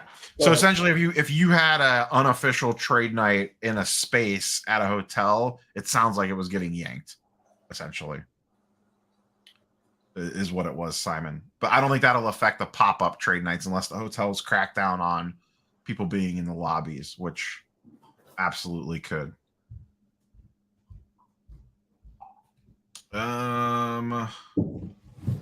So someone in chat in the every other lowercase uppercase was like, what about tag? Where will they be in 5 years? This is how I promote the super chats. It's like, hey, if you want to be seen, then you just do a super chat. Throw up a super chat and it'll get our attention. I can't wait for the 16 reaction videos tomorrow about you selling yourself out for super chats. I'm purposely running the slow chats to promote super chats. Yeah, Jason is pretty strong on this. You work in regulatory law. Repacks are like a lottery. Yeah. Dan the Cardman says he has the full details on the trade night thing.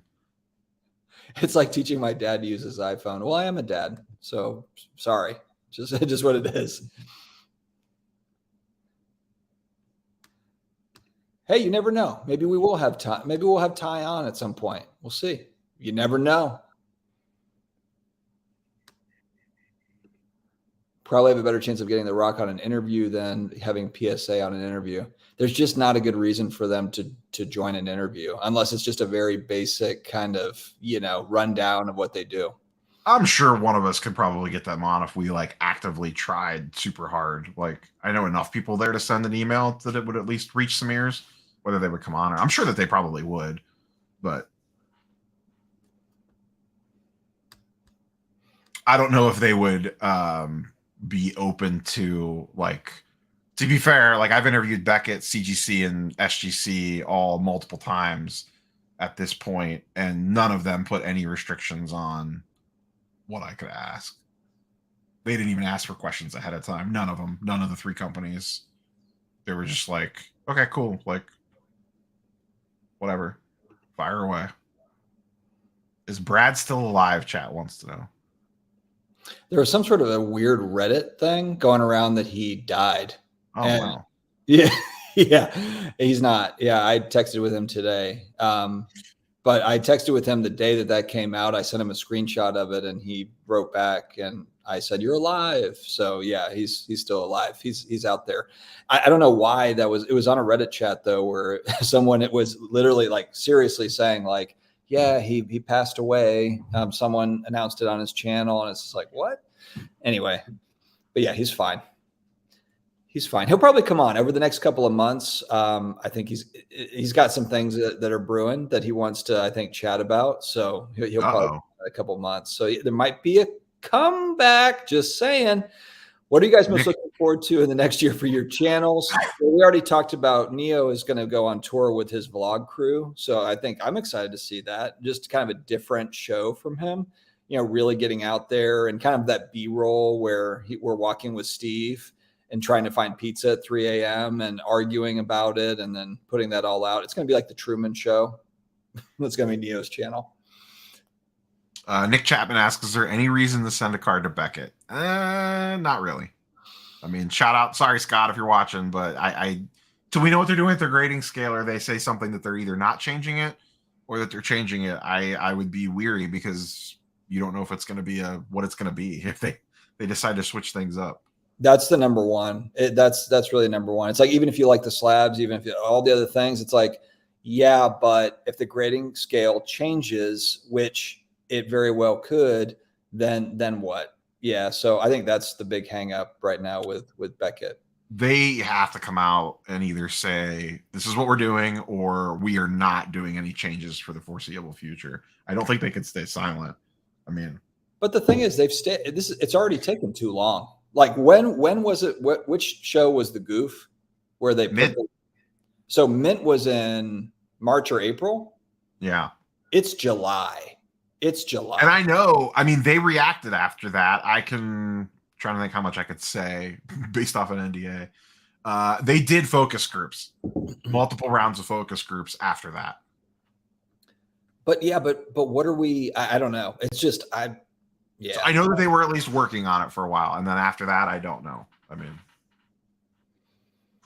Chris, I don't have anything. I wouldn't say anything profound in the next year as far as my channel goes. I'm kind of, just going with the flow and doing my thing. I've been doing kind of a similar shtick for the last 3 years. So I'll probably continue on with that. I would like to, always open to meeting new people and other content creators and, other companies and all that stuff.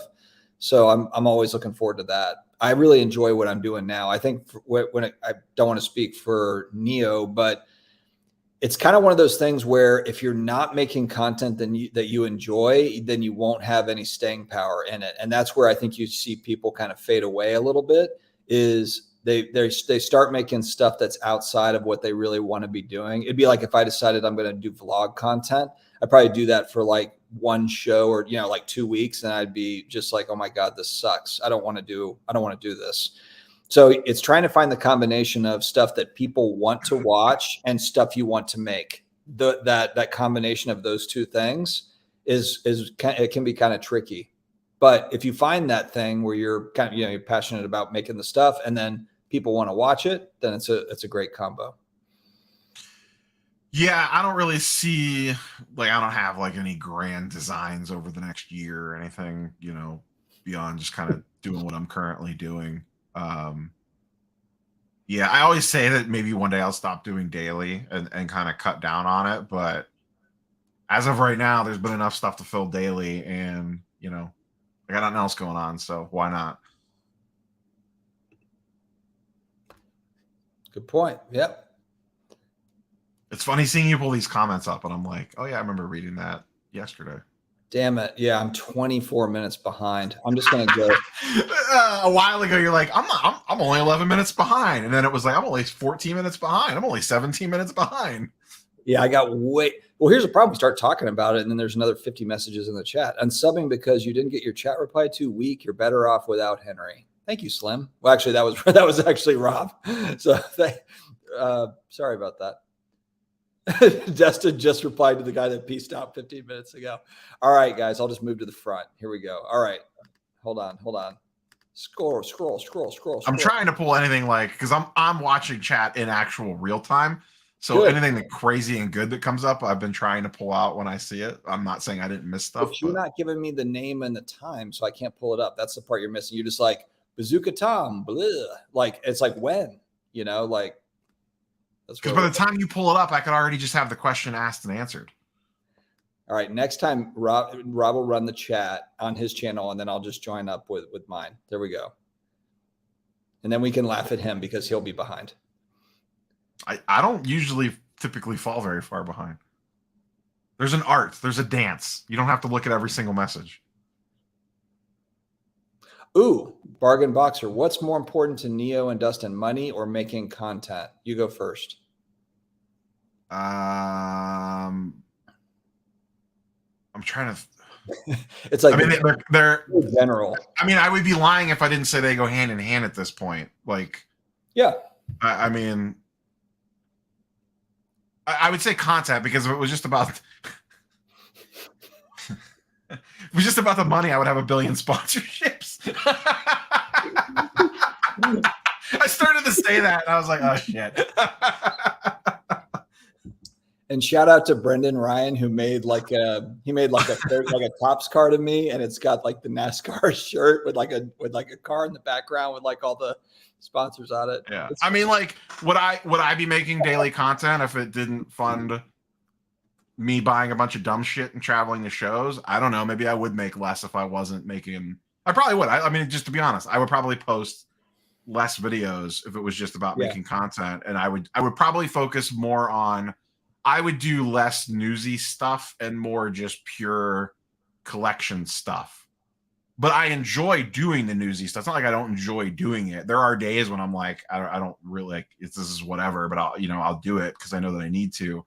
There is a fine art of posting the content that you truly love doing and the content that you kind of need to do to sustain and grow a channel. And you got to take some on the chin sometimes, like do the ones that you're kind of lukewarm on to do the ones that you really like. It's almost like an actor. Like, they talk about taking like certain roles because they know that they need to, and then they take like the passion projects on the side. Yeah. I would say they just go hand in hand, but it just so happened to go that way. Bargain Boxer, it could not have gone that way. Like anybody that starts a YouTube channel, you have no idea the reaction that you'll get. I mean, look, there's huge companies that put a lot of money and production into a YouTube channel, and it just doesn't grow. You can see it there, and this is in the card world too. There's pretty small channels, but they have highly produced type content. So you just don't know how it's going to go. So if it happens to go, that way, if it happens to kind of grow, then great. I guess Neo and I have been fortunate to where it has. We've worked for it. It hasn't just been like handed, but at the same time, and I think people think that it just kind of happens, and it doesn't. I mean, we've made like 1,200 videos probably in 3 years each, so it's not like we just, made a viral, short and got 10,000 subs. It didn't happen like that. I mean, but we were also, to be fair to the opposite side, we were lucky to some degree. I mean, a lot of this is, yes, a lot of it is hard work. And to Dustin's point, when I started the channel, I had no delusions that I would ever make a penny off of it. Like, crazy blessed that it's ever even gotten to this point that I can remotely fund a collection and a hobby and, doing it. It's a legitimate side hustle at this point. I never thought it would get there. I remember when I got like 100 subscribers and I was like, I'll never reach 100. I mean, I didn't tell my wife I had a YouTube channel until I had 1,000 subscribers. She didn't even know. Like, I would just, because she was working weird hours and I would just record when she wasn't home, and I kept it super under the radar because I didn't know I'd stick with it. She thought you had a girlfriend and you're just down there. Who are you talking to? Who are you talking to down there? Don't. No, it's fine. It's fine. It's nothing. But yeah, so like I never thought that we would make any money off of it. But on the flip side, as hard work as it is, there is a little bit of right place, right time. Like we got a little lucky. You started a little bit before me, but I jumped in fairly early-ish. I was like a month or two after you, but that we were both in before a lot of other people came in, and it kind of gave us a little bit of a foothold. And we also, and no offense to the guys that were like pure collection content, like that clearly doesn't grow a channel. There's, other than baseball collector, investor, dealer, but he also dabbles in on like the market side, the pricing side, the what's happening. Like there's not many of those channels that got super big. So I think we kind of played the game, I guess, for lack of a better term, of mixing in this is what I like to collect, this is what I'm collecting, and also the financial aspect of collectibles, along with the clickbaity news stuff and being fast and all that stuff. And when we started doing the daily kind of news stuff, very few people were doing that. I mean, and that was part of where I was looking for more of that type of content. And then I ended up just started making it myself. It was like, I would see something like, Jeff Wilson would have something kind of like like commentary, like card commentary, hobby commentary stuff. And I was looking for that sort of content, and I just wasn't finding it. So that I was trying to kind of fill a void for something that I wanted to see. And it just kind of grew from there. But Neo is right. It's also was just right place, right time. Just got in early enough, and kind of got some nice growth because of just timing, lucky timing. So for sure.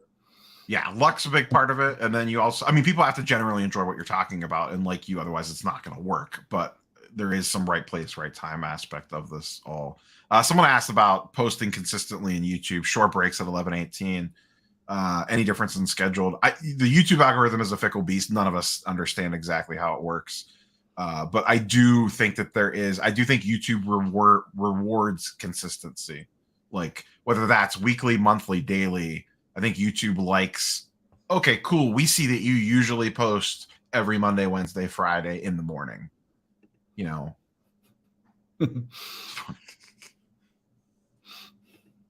Thank you, like Orlando. Your Halloween costume next year, just show up with like the yellow pages. That's right. And they always need something, Orlando. They're just whining and they're always needing something. Little rascals. Simon, I'm surprised Neo didn't stage a mutiny and take over the chat when Dustin went to get water. He can't. That's the problem. I can't. Yeah, I have no hand control. Over the reins, I would totally hand over the reins. Trust me. You just got to reset like every once in a while. Did your opinion of Jeff Wilson change good or bad after the interview? I didn't really have negative feelings towards him. I had interaction with him, but I didn't know him very well. And I felt like that visit was good to just get to know him better, just one-on-one, and it was a great experience. So I can't say that it wasn't as if it was bad and then it became good. It was kind of like I had met him before, but we hadn't had a lot of discussion and just kind of here and there. But all in all, I know that Jeff gets a ton of heat always. But if you listen, a lot of the people that have met him in person, they'll say like he's a nice guy to them. And it's not like, he's people that have met him are like, yeah, he's a nice guy. So I mean, and that's even people that are critical of him as well. So my opinion didn't change because I didn't. And I also go in with just anybody that I meet too with a positive outlook, unless they give me a reason personally to not have a positive outlook. And so that's kind of my attitude when I meet new people, or I've heard of somebody, I've heard that, whatever. I have to meet them myself, and then I make a judgment call from there. Jeff Wilson's a great trivia question for my channel because that was the first time I ever showed my face in a video was on his channel. Oh, was it really? Yep. I didn't know that. Yeah, you were. I was a faceless entity for the first almost 8 months. I didn't realize it was that long. Yeah, I started in May and I was on his channel in February. Stevie Wonder sitting on Helen could read the chat faster than you. Oh, actually, I enjoy I enjoy this, so it's okay. It's your shtick now. Like it's just you got to just own it. Yeah, I do, and I do own it. I totally own it. Everyone's got to have something. And this is the fallback plan always. Bob pretty much nailed this. So yes, we have YouTube and that's, but we also have separate channels where we've got feet pictures and that helps fund, all the other things. And, Neo got me onto that actually. He was like, hey, what are you doing with your feet? Are you making money? Yeah, we talked at Heroes Con and I'm like, you're really missing out on OnlyFans money. Yeah. What are you doing with your feet? Are you making money from your feet yet? Oh my God. Teapot's awesome. Trader Griff talking about Teapots in chat. Teapot's great. I talk to Teapot all the time. I like Teapot. I don't talk to him all the time. He commented on my video today or yesterday. We DM a couple times a month because I'm always bugging him about market mover stuff. Yeah. All right. I'm trying to move on. All I'm seeing is the feet chat. So now it's like, okay, we'll move over to baseball. I'm not a baseball guy, but what's your I'm more NBA and NFL, but damn, baseball has some crazy talent right now. Are you excited about all the baseball prospecting type stuff? Or you do that? You just did a PSA reveal, didn't you? Where you did like some prospecting stuff? Yeah, a little bit. I mean, I don't go crazy with it because that's a whole different skill set that I just don't have. Baseball right now is really Ohtani, Ellie, and Acuna. Like that's where all the money and the eyeballs are at. I mean, this is probably a topic for your Wednesday show, but like In the baseball segment, I feel like Ohtani is probably going to be what everyone's looking for at the National. And Ellie. Yeah.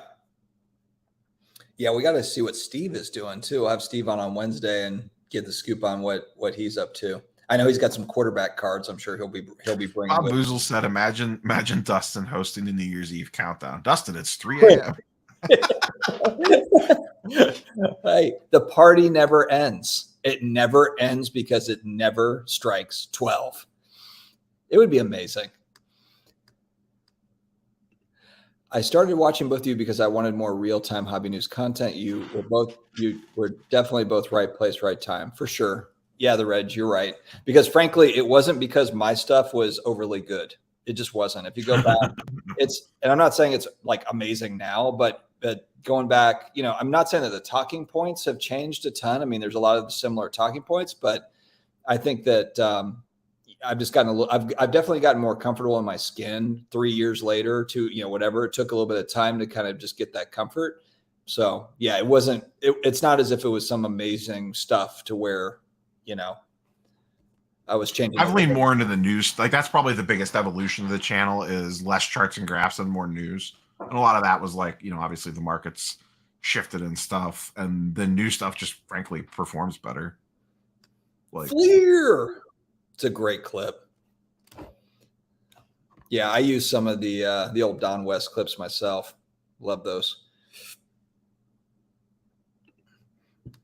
So Robert, they didn't say we were bad for the hobby. Don't say we, you. My mug didn't show up in that video. I know. I brought you on so that you could be wrapped into this with me. We're now together in this thing. Yeah, no, they didn't say bad. I don't think anyway. I thought they only said good, so they didn't say bad. So I think that's good. They didn't say bad. I don't know. Wes at 1125 asks, "How do our respective spouses feel about starting YouTube channels?" And I'll add on your kids. Like, do your wife and kids think you're cooler because you're on YouTube, or they make fun of you? No, they think it's cool. They think it's cool, especially as it's grown. It's actually part of the motivation too, because it has that definitely has been a thing where like my 8-year-old is like, what did he say? Or was it was either my 8-year-old or my 10-year-old, but basically it was like, it was probably your 8-year-old, but you didn't realize it till he was 10. Yeah, I have 19 kids in 3 different families, so it gets tough to keep track of everybody. But basically, the cute thing that he said was like I met 2 famous, my daughter said, well, when we met Millie Bobby Brown, I hung out with 2 famous people today, like Millie Bobby Brown and my dad. So like that sort of stuff is kind of it's motivation too within my family because they're proud of it.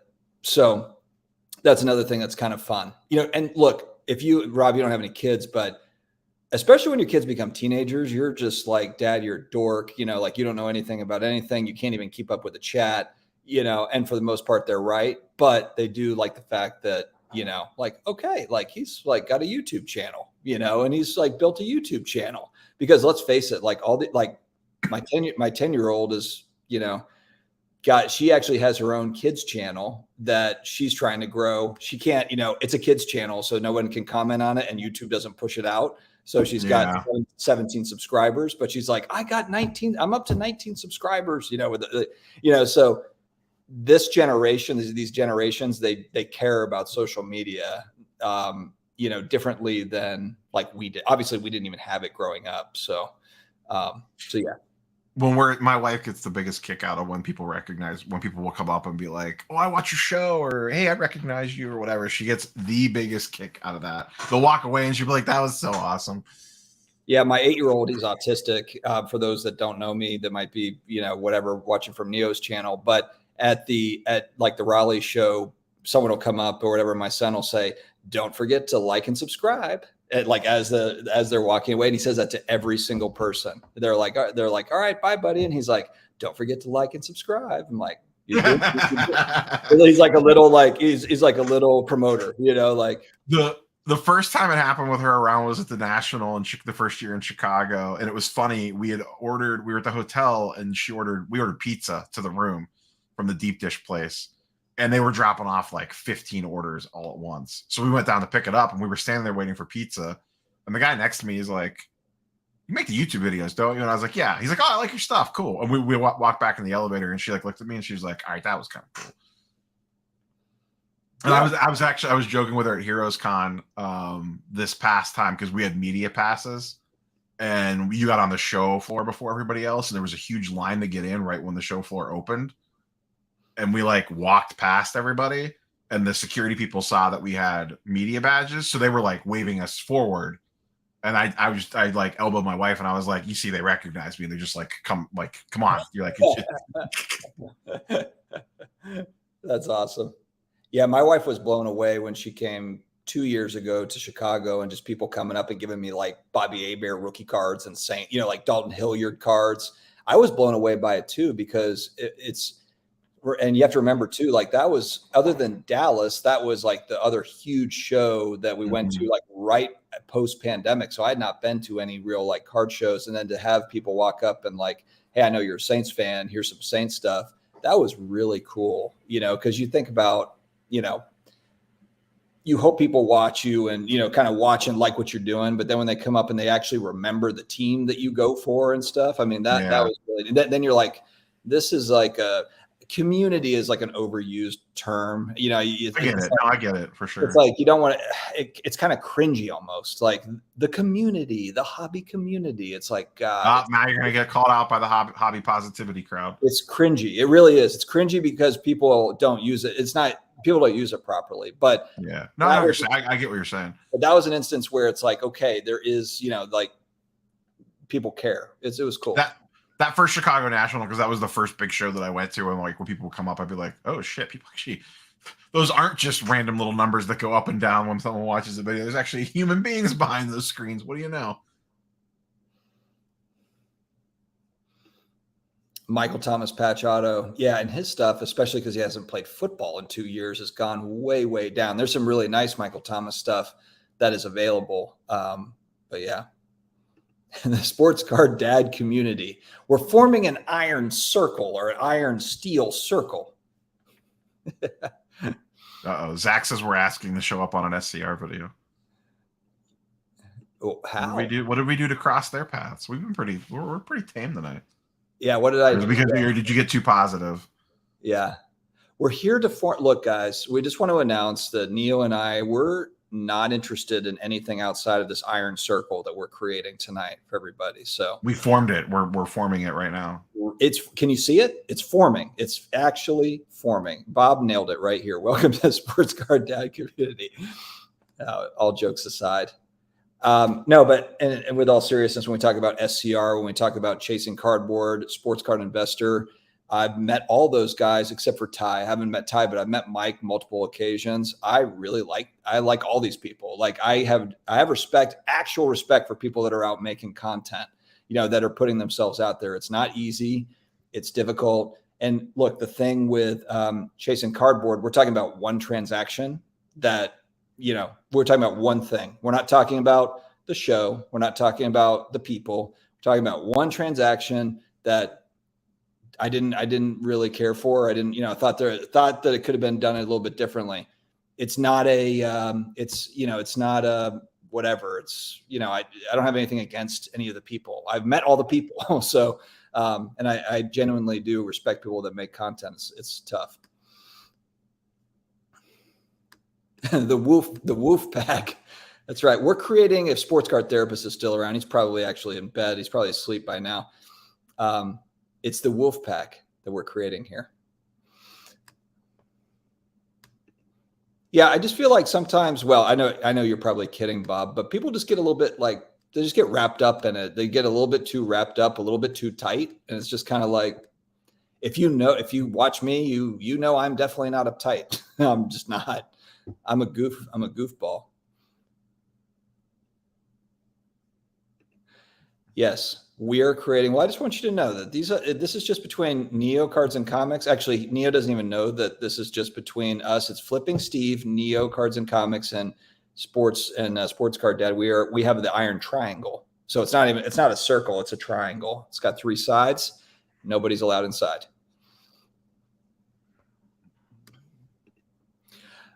Wes, to be honest, like my first video, and I don't mind like the reaction video, like Junk Wax Hero made a reaction video to my first video, and it was basically just taking issue with kind of making more of a generalized statement on unauthenticated cards, which I understand that it's a nuanced discussion. I heard from actually there's 5 or 6 different people that operate on that in that space that kind of threw in their 2 cents and wanted a little bit more nuance in the discussion, which I agree with. And I responded to, if you go to Junk Wax Heroes, kind of Mike's video, he pinned my comment. I responded to it because I thought it was good feedback.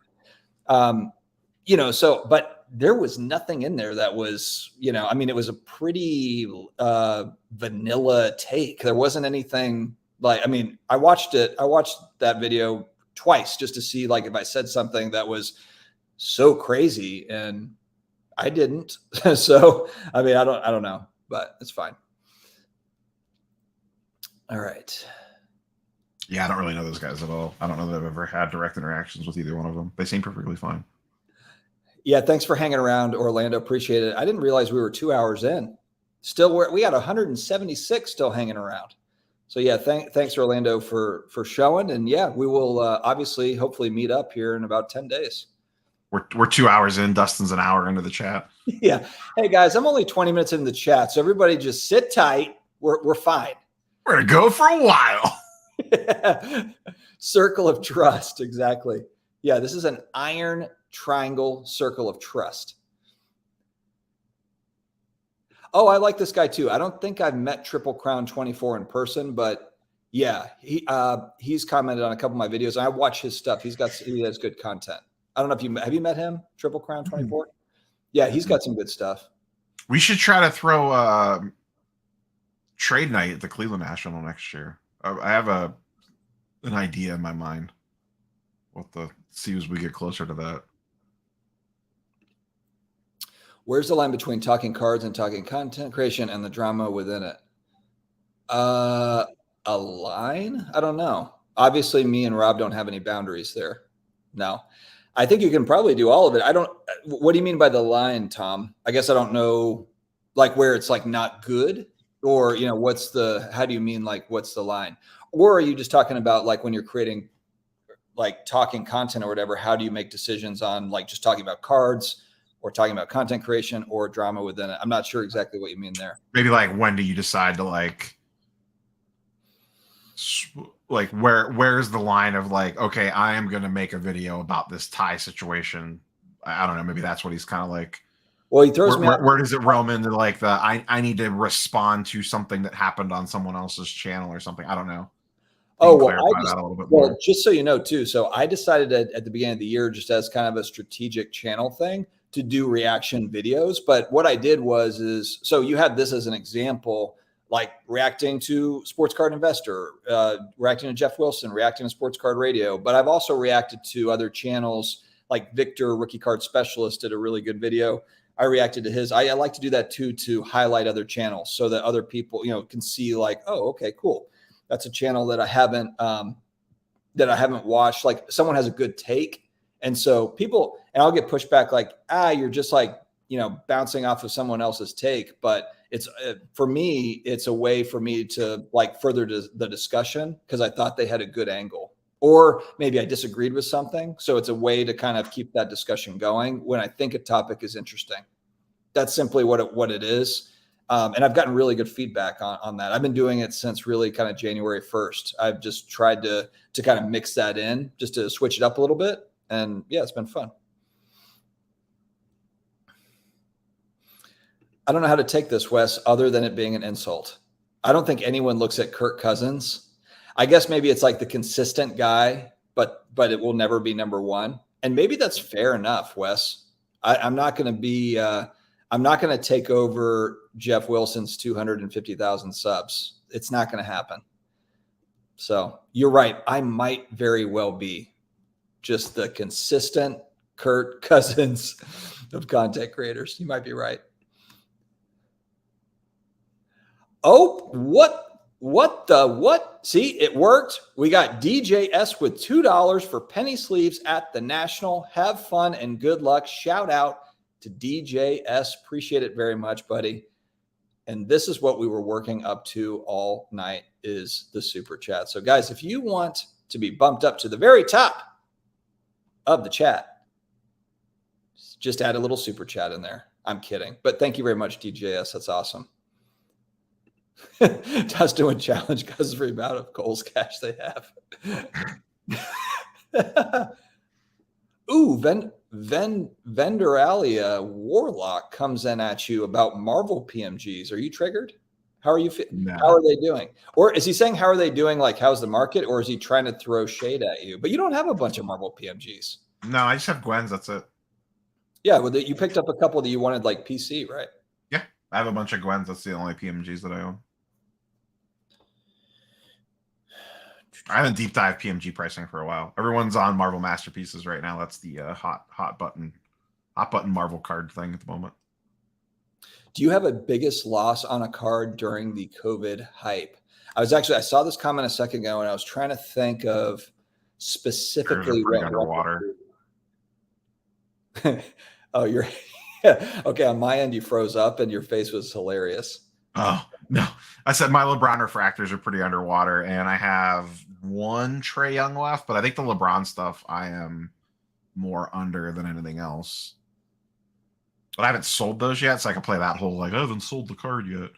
Right. The biggest. I can actually tell you. Hold on, I'll look. I've probably taken the biggest loss I've taken on one card is probably in the $400 range on one card, maybe 500, like $400 to $500 on one card. But I never bought.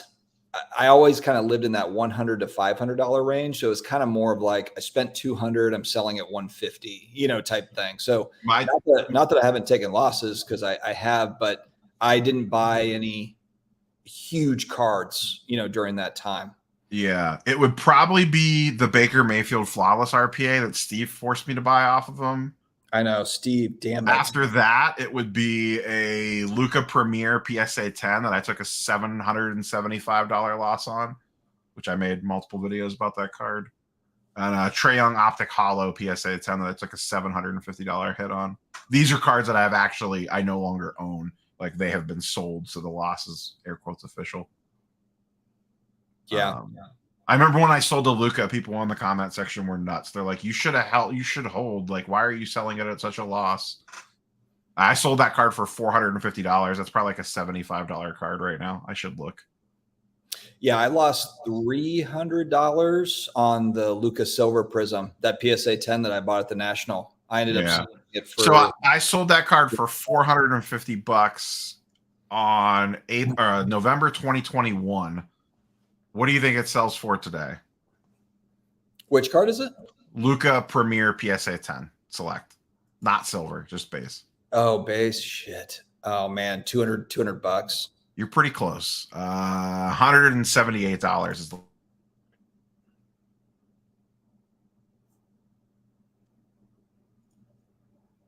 What was your biggest win? What was your biggest ROI on the reverse? I know what mine was. At least a pure, not percentage wise, just pure dollar figure. Because I have some like crazy percentage ones, but like they sold for like $100 and I bought them for like $1. One example, there's multiple examples, but one that sticks out to me, which is so crazy, which I think it was a second year Luca Silver Prism. And I bought a BGS 10 of it for like $200, and it got up to over $1,000, like $1,050 for a BGS 10, the 2019 Silver Prism, and I sold it there. That was one. I had some pretty strong wins, but mixed in with losses. I mean. It's been up and down for sure, but I had some strong wins if we were going back to 2020 and 2019. My biggest pure dollar flip was the Blad Blue Refractor. I think I made like 1.3 or 1.4K on that card. Yeah, that's a lot. I've never cleared that much on one card. I don't think. Maybe on like one card, but yeah, not. I think kind of during the heyday, it was more of like $200 gain, $500 gain. You know, I mean, they were still good gains, but I mean, it wasn't like there's a lot of people that made just, you know, wheelbarrows full of cash. That wasn't me. Yep, I had crazier percentage ones, but just straight like dollar figure wise, that Vlad Blue was by far and away the best.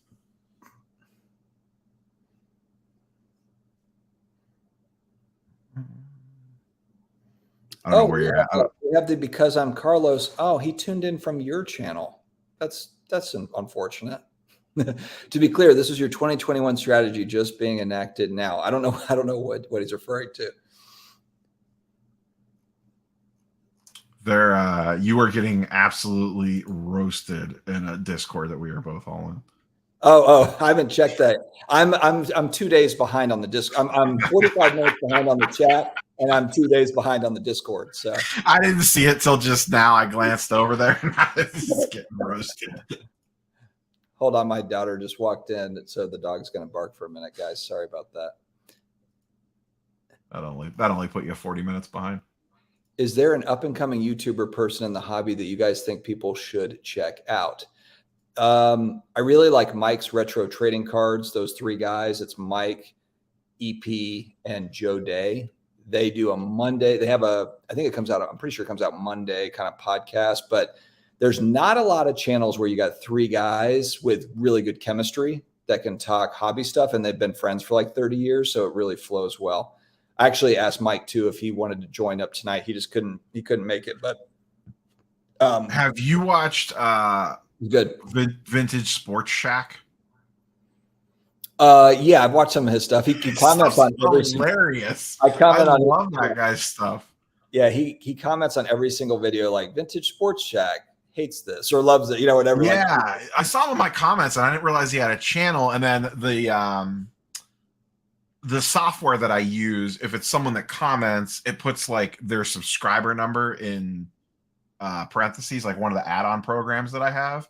So I saw that he had like 1,000 subscribers or whatever he had. And I'm like, let me go see what this guy's all about. He's hilarious. He like dances at the end of every one of his videos and stuff.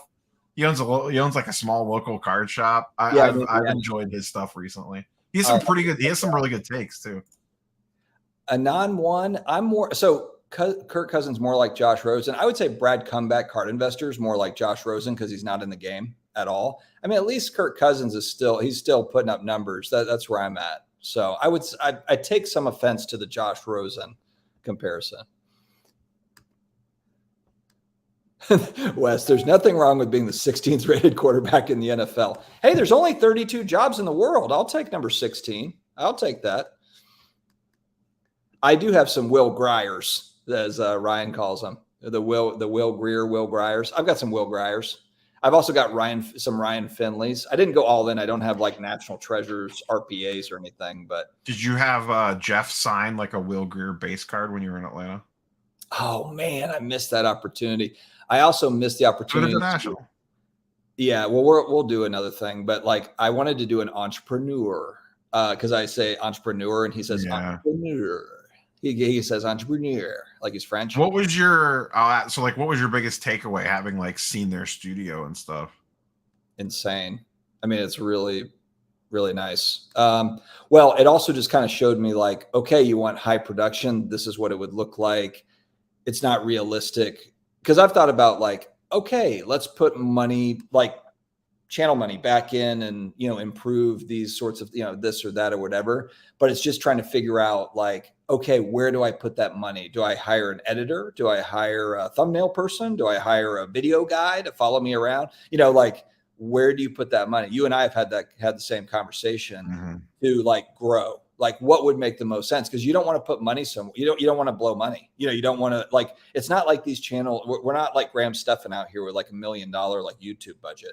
You know, I mean, like small potatoes type stuff. So, you know, so just seeing that, it just is like okay, like very very put together studio and stuff. It was cool.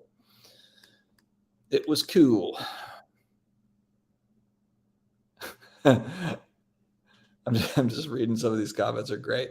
Yeah, chat's just going back and forth. A lot of the most recent chats have been just them going back and forth themselves. Buyers Remorse is pretty much calling you and Steve cringe for doing trade nights. I'm not a big I'm okay at trade nights. I'm not out there at 2 a.m. like these guys.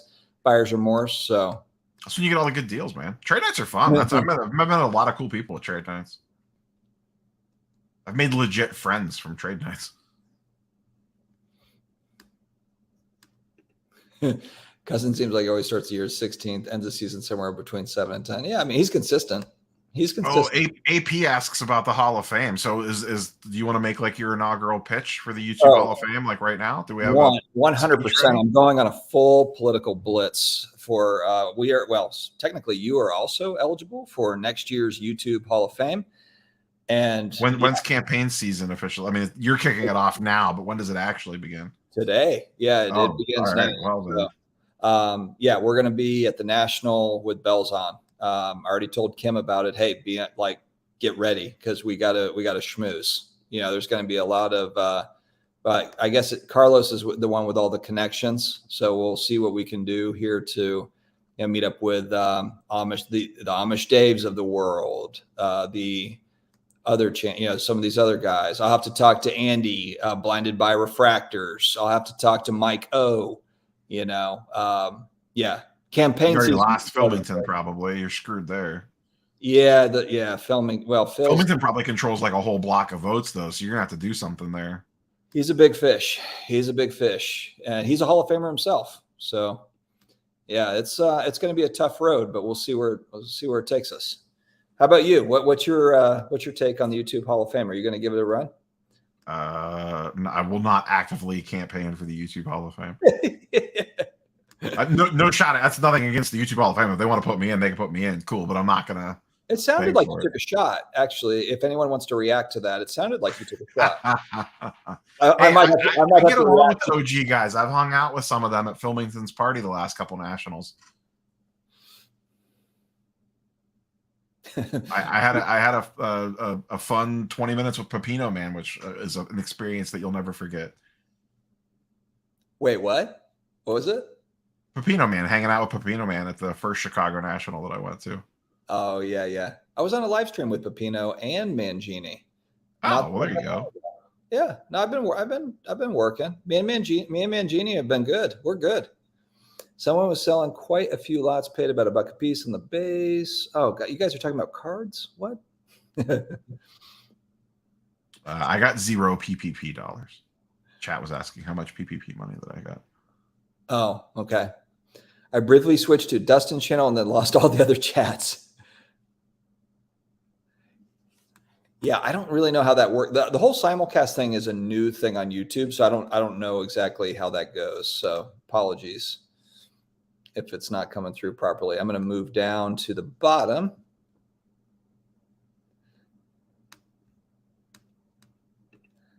All right, Will, do we want to put Dustin in the real Hall of Fame, or does he go in the kiddie pool Hall of Fame with Harold Baines and Scott Rowland? Or am I just like Pete Rose, Barry Bonds on the outskirts? I might have to work at it for years. We'll see. We will see. Oh, wait. This is one of them. Isn't Blue Thunder TD a Hall of Famer? I don't know. I don't think so.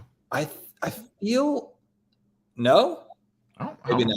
Or am I thinking of Blue Jacket 69 or Blue Jacket 96 or Blue Jacket? Something. Anthony says burn the SGC shirt. SGC is crap. Wow. That's aggressive. That's coming from your chat side too. That's not mine. I know. Oh, but there's a compliment. There we go. Sheesh. Roland is a legitimate Hall of Famer. Yes, right? What do we damn it, somebody connect the dots here. Is Blue Thunder TD a Hall of Famer? What's or am I gonna have a Red Alert SGC video this week? Like, what the hell are they doing down there? Come on, Peter. Yeah, there's some Red Alerts on the way. Red Alerts. We don't know what they're doing with national pricing yet. Are they RCRing? Are they on site? Are they got some deals coming? Can I just do like blue alerts? Just use exactly the same thumbnail as you, but just blue instead of red? Or no? I mean, that would be on brand for you, so sure.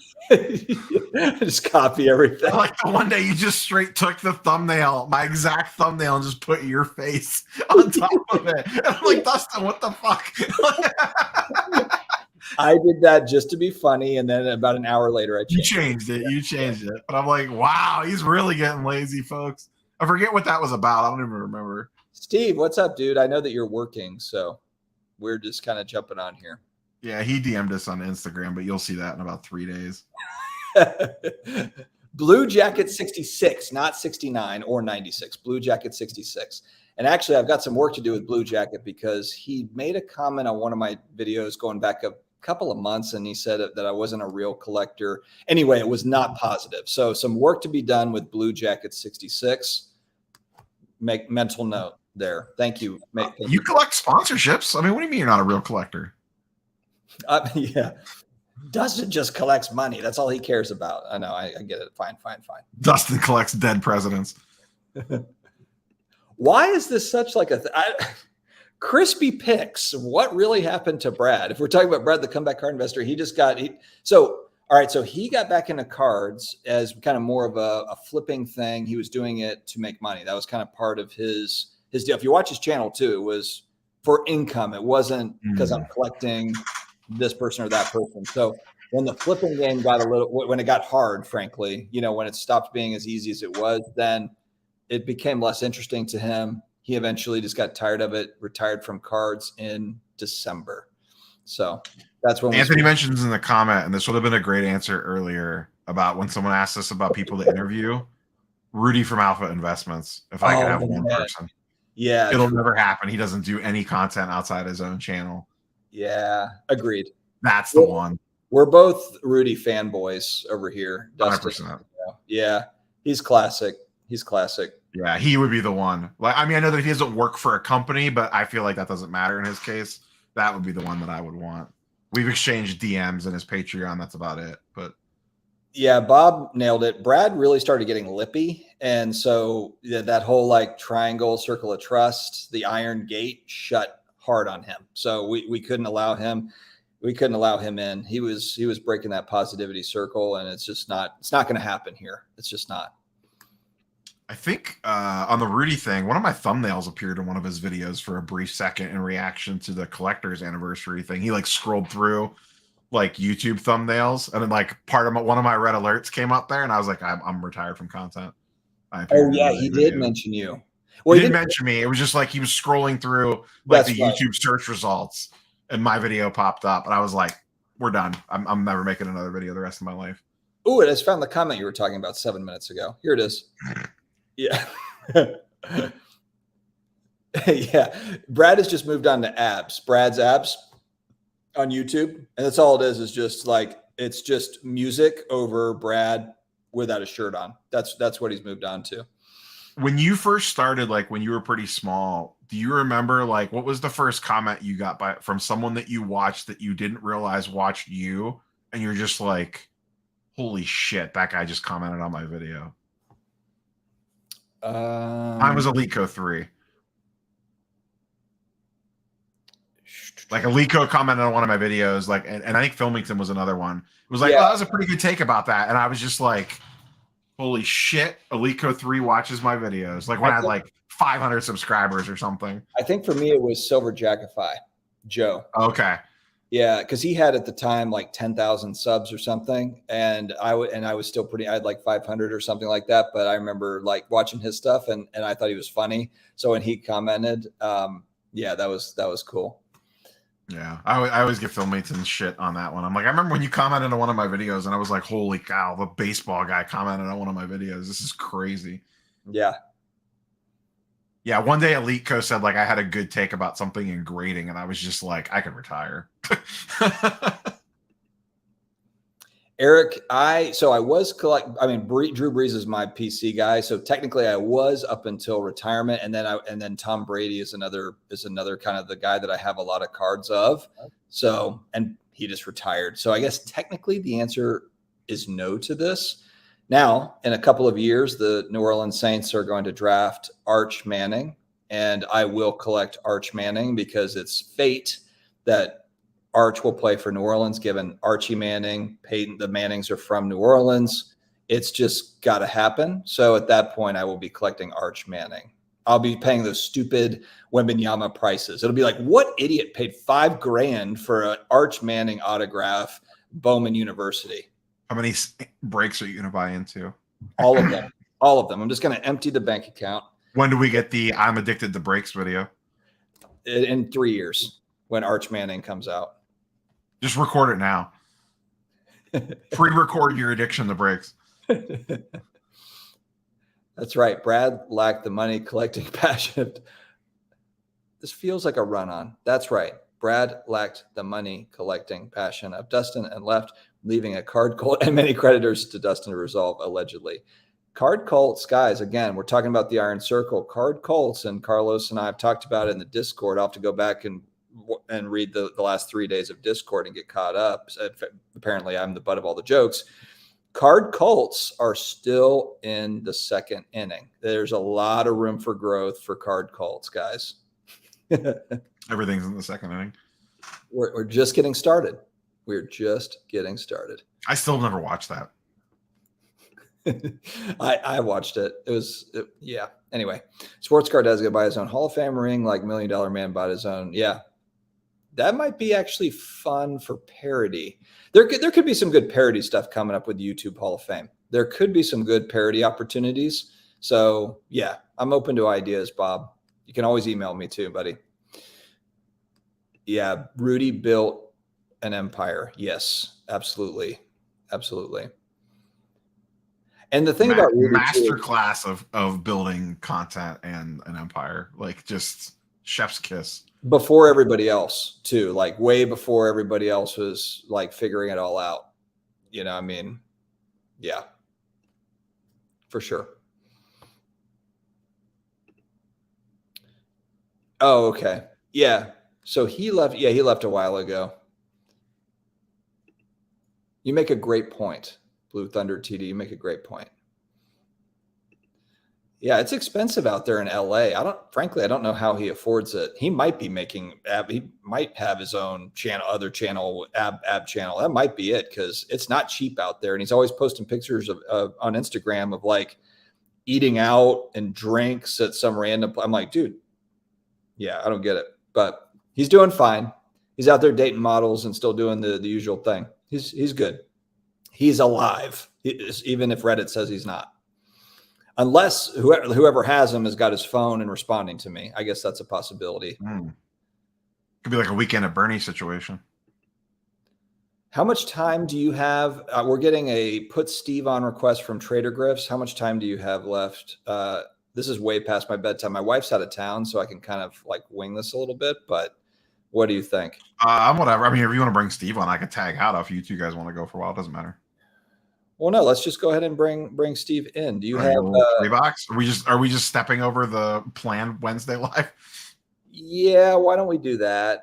We'll still do the Wednesday live, me and Steve, because I need to bring on. Oh, I'm really fine still coming on Wednesday. That's fine. We don't need to talk about national stuff. We can just bullshit for a while. Well, yeah, let's just BS for a little bit. Can you send him the link, or because it'll take me probably 9 minutes? Yeah, I can copy paste the. Yeah, if you can send that. Hold on, Steve. Yeah, I see you just typing me. Are you okay?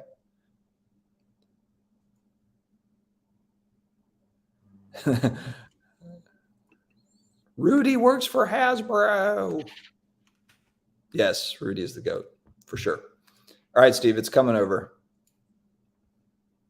I delegated to Rob so that we didn't have to wait 12 minutes. In the group chat, Steve.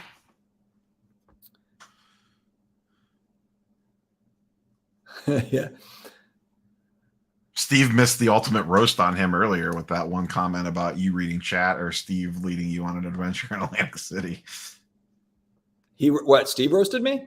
No, that comment earlier about the guy that said, would you rather have Dustin reading your comment section or Steve leading you through Atlantic City?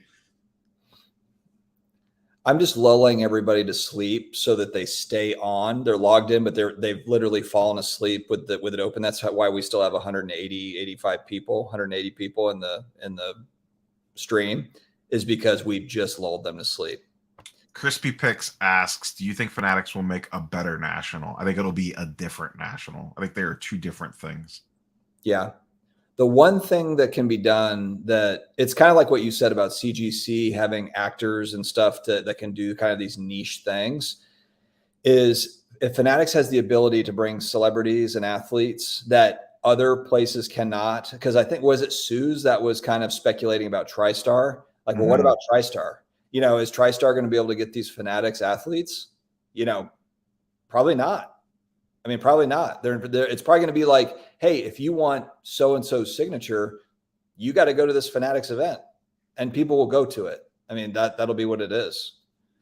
And look, if he's going to go, Michael Rubin's going to go himself to get Wembanyama, he's going to get all the big people. So they're all going to be, Fanatics signers. But it would be cool to see, like, I'm pretty sure that Tom Brady is an official Fanatics guy now. But, like, Tom Brady's not at card shows. Like, it would actually be pretty cool that, like, oh, Tom Brady is at the damn card show. Like, he's at the Fanatics event. That would be sweet. I mean, it's like you're not going to see, like, Michael Jordan at a card show. Yeah. Dio6237 at 12:04 a.m. has a good question. Sorry, I just got my feelings hurt by Troy, but we'll just keep going. I also just don't like to flex that much, Troy. I try to, like, let others kind of seem like they know more than me. All right. 12:04, what was it? Dio6237 has contact. How did you guys overcome your fears, if any, of your first YouTube video? Just do the video, and it's terrible. I mean, like, and honestly, it's even beyond the first one. It's like the first, like, 50, to where you're just kind of, I mean, Brad used to always make fun of me because I wasn't looking at the camera. It took me like 200 episodes in to, like, I was kind of like looking off to the side because I was looking at myself. So I was looking at myself and, like, talking instead of looking directly at the camera. I had to kind of, like, figure that out. So it does get a lot easier. You get more comfortable, but it just takes reps. That's all I can say about that. Yeah, the first video that I ever recorded, I think I tried to record it like a dozen different times before I ever actually finally recorded it. Like, it was just a disaster of a train wreck. Yeah, it is what it is. It's the like smartest decision I ever made was not putting my face on camera forever, because it made recording and editing so much simpler. Yeah, true. Maybe I'll just move to faceless content. I've switched Swags. Swags does faceless content now. We had a whole, the whole, like, you talk for 3 hours after the live stream's over. I was like, do some videos and just keep your face off of it and see how they do. And he's like, I'm going to give it a try. And then I noticed he did a couple, and I DM'd him. I was like, I didn't notice your face on today's video. He's like, I'm taking notes. I've watched the last few, though, and it's him. He still does, but he sneaks one in every once in a while. Oh, okay. I got you. Yeah, he's experimenting. I got it. Fanatics is about to buy out Neo Cards. Look out. 10 million. Bye. See you guys. Bargain boxer always. Everybody has a price. 10 million would be mine. Carlos, would you, so, like, legitimately, like, so say Fanatics came to you and was like, hey, we want to launch a content, whatever, do you want to come do content on there? Would you want to do something like that, or would you feel too handcuffed? Well, that's the problem, is what's the content going to be? Because that's the other thing, is it's like what we talked about earlier. You and I and whoever else, we have the freedom to do whatever we want. So now if you're, and people always, I swear, it's the same story, but people just don't have an understanding. You have sponsors, so you're locked down and they tell you what to say. No, they don't. They don't tell me what to say. You're right. I'm not going out of my way to bash, the sponsor company, but the sponsor company is not telling me what to say. I can say whatever I want. That's what they tell me to do. So, but yeah, Fanatics is like, hey, we need you to come make content, and this is what it's going to be centered around, and here's the guidelines. I would look into it. I don't know if necessarily I'd be an automatic yes at all. I wouldn't, because if it's content you don't want to do, or it sucks or whatever, then that's not going to be good. Yeah. And we've talked, like, I think our advantages are is that this is not our full-time job. So that gives us I think that is a major advantage for us as content creators because we are not beholden to this feeding the family, so to speak. Steve, what's up, buddy? What's going on, man? What's up? I don't know. What's up with you guys? Like, I've worked an 8-hour shift. You guys were on when I left for work, and you were on when I got home. I'm like, holy shit. Dustin's still reading the comments crap. from when your shift started. Like, you guys, We're like, working. you guys are. So when you guys start at 9:30, I was like, okay, so I'll miss the whole live. I'll catch it later. And then I'm leaving work at 11:30, and I'm like, damn, like they're still live. Must have a lot of catching up to do. And then I was like, well, Dustin must be home alone. Yeah, that's why I'm still on. Yeah, you nailed it. But I'm guessing I missed a lot. So like we can't start all over again because you guys don't have that much time. Fill me in on there was a lot of did I making. miss anything good? What was the best stuff that I missed? It was mostly me not keeping up with chat. Yeah, Dustin getting absolutely roasted for doing a terrible job with chat. Well, I heard the part where you said that you were like super surprised when I was the first person to ever comment on one of your YouTube videos. You were like, oh, I've made it now. Flipping Steve's commented. At one point in time, these words came out of Dustin's mouth. I am 44 minutes behind on chat. Is that for real? Like that's almost the length of that's a live 1,000% accurate. Every time he would say it, it would escalate by like 10 minutes. He's like, I'm only 11 minutes behind. I'm only 17 minutes behind. I'm only 28 minutes behind. Well, part of it would be like, Rob would be like, oh, great comment from Crazy Kev. And I'd be like, oh, where is it? And then he would just read the comment. So I'm sitting here searching, like a blind squirrel in the woods. Chat's going to be on my side on this argument. Don't go there. Well, obviously next time you can run the chat and that'll be great. It'll be on your channel. So it's all good. And I'll just join yours and you can run it. It's not easy to do. It's not. There's an art to it for sure. It's not easy to do. Yeah, dude, you're also doing it by yourself usually, and you're just running through chat by yourself. That's different than having a conversation and then running through chat. It's different. It's the same thing because you're having a conversation with yourself. They'll ask me a question, I have to answer it. That's still supposed to be behind. Okay, it's different. But that's fine. It's really not, but that's okay. That's fine. Steve, say something that's profound. No, I'm just like, what's been the best stuff that I've missed in case I need to like give my opinion on it. I'm never give my opinion on anything. Well, we're gearing up for YouTube. Talk about the chasing cardboard stuff. I know you guys. That's pretty much been all chat. That's been 75% of chat. I didn't do a video or anything on that. I just kind of am like, not even. Steve, do you want to pull your audience in? So we can get, if we can get enough YouTubers here, maybe we can get sports card radio style numbers. No, you guys probably punished everybody enough for me to have to pull in even more for you guys to punish. We got up to about 230, I think was the tops. Oh, damn. Yeah, we got up pretty high there.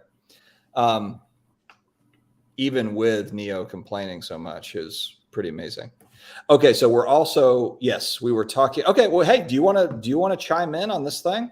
Do you want to chime in on the chasing cardboard stuff, the rock autograph? Do you have a take or no? I about put a video out on it today, and then I just pulled it. I didn't put it out. I don't know, because I mean, the big point that a lot of people were missing, and not everybody, but was the fact that the relisting of the card was the main issue, and the way that it was handled. That was pretty much my thoughts were kind of the same as what a lot of people were thought. But I'm not also willing to condemn someone over one mistake and pass judgment on that person's like entire character of their life and things like that. I don't know enough about them. And to be quite frank, I don't watch Chasing Cardboard. I know a lot of people have praised the channel and praised what they do, but I just never watched one episode, so I never really got into it. It's not that I watched it and didn't like it. I just have never even seen the show to pass judgment on it. And so other than talking to Baseball Collector Mike on our live stream like a month or so back when he was on, that's all the interaction I've ever had with either one of the guys from over there. Mm-hmm. So, to pass judgment on someone making what was clearly a mistake and to say that this is a bad person or a scammer in general would be, you know, is a little bit of a stretch. But to say that they did make a mistake and they handled it poorly is kind of like where I would sit on the situation. And I just felt like I didn't have to put out a full video on it after a lot of people were, and yeah, I that think was just kind of where I was at. I feel like that's where most people sat, though. I mean, it was kind of like, we're talking about this transaction. You know, we're talking about that. That's pretty much it. I mean, there wasn't really that's it. So, yeah. Yeah. And, you know, I've heard nothing but good things about the show and the channel, but, you know, my time is very limited, like throughout the day, especially to what I can watch on YouTube. All my time is spent basically watching my friends to support them. And then, you know, Michael Jackson, Smokey Robinson, Diana Ross videos, you know, then all my time is shot. You know what I mean? I can't get anything done. That's all I focus on these days. So, yeah. Steve, what do you think? Because I haven't heard you give a take on, what do you think about the Fanatics event thing? Like with them entering the card show. Oh, even that, like I've been catching up, listening to what people were talking about. And again, I caught what you guys were talking about as I was about to log in, because I had this on my phone, talking about how different you talk about Tom Brady and Michael Jordan and stuff not doing card shows, but having them at possibly at events through Fanatics or something would be crazy. I don't know. I never, even when Fanatics announced that they were getting into the sports cards, I never even had an original take on that. I'm just kind of on this wave of I'm just going to ride and see what happens. I'm not going to predict. I would kind of say, like, in my life, I'm kind of the kind of person that's more of a pessimist than an optimist. That doesn't mean that I'm negative and think things are going to be bad. I just don't like to get my hopes up too high and then something get let down. You know what I mean? It's kind of like when you go to watch a movie and everybody tells you how amazing this movie is going to be, and then you go and you watch it and you're underwhelmed because your expectations are so high. So I never like to set my expectations really high for like anything. That would include the whole Fanatics and now, Steve, be and careful. the cards and anything. Be careful. We have a trust triangle that you're a part What's of. that? You're positive. You have to stay positive at all times. So as long as everything, it's positively negative. It's our iron triangle that we've created tonight. Oh, it's a positivity triangle. What was it before I got here? Well, we just threw you into it. It was a line. Was it? It was a circle. Points A and B, or what? It was. Yeah, I mean, we made it a triangle. Wait, stop. Wait, we've got to stop everything. Philly Joe has spoken. $7.99. I'm sponsoring Real Time 5 comments. Thank you so much, Joe. You are the man. I appreciate it. And a quick way to get your comment put on the screen immediately. That's the real long con here. Dustin's playing up the slow comment reading to get to promote super chats without promoting super chats. I'm just lulling everybody to sleep. I'm like, was it Muhammad Ali? Just kind of like, just wear them down, you know, just wear everybody down. Sugar Ray Leonard, you know, just wear everybody down. Thank you so much, Joe. You're the man. You're the man. Appreciate it. Every time I'll get I put out a video and I'll have like 40 comments that'll be like, this is stupid. I hate you. Your hair sucks or whatever. And then Philly Joe will step in and say, good video. Thanks. Or whatever. Always uplifting. So thank you, Joe. Appreciate you, man.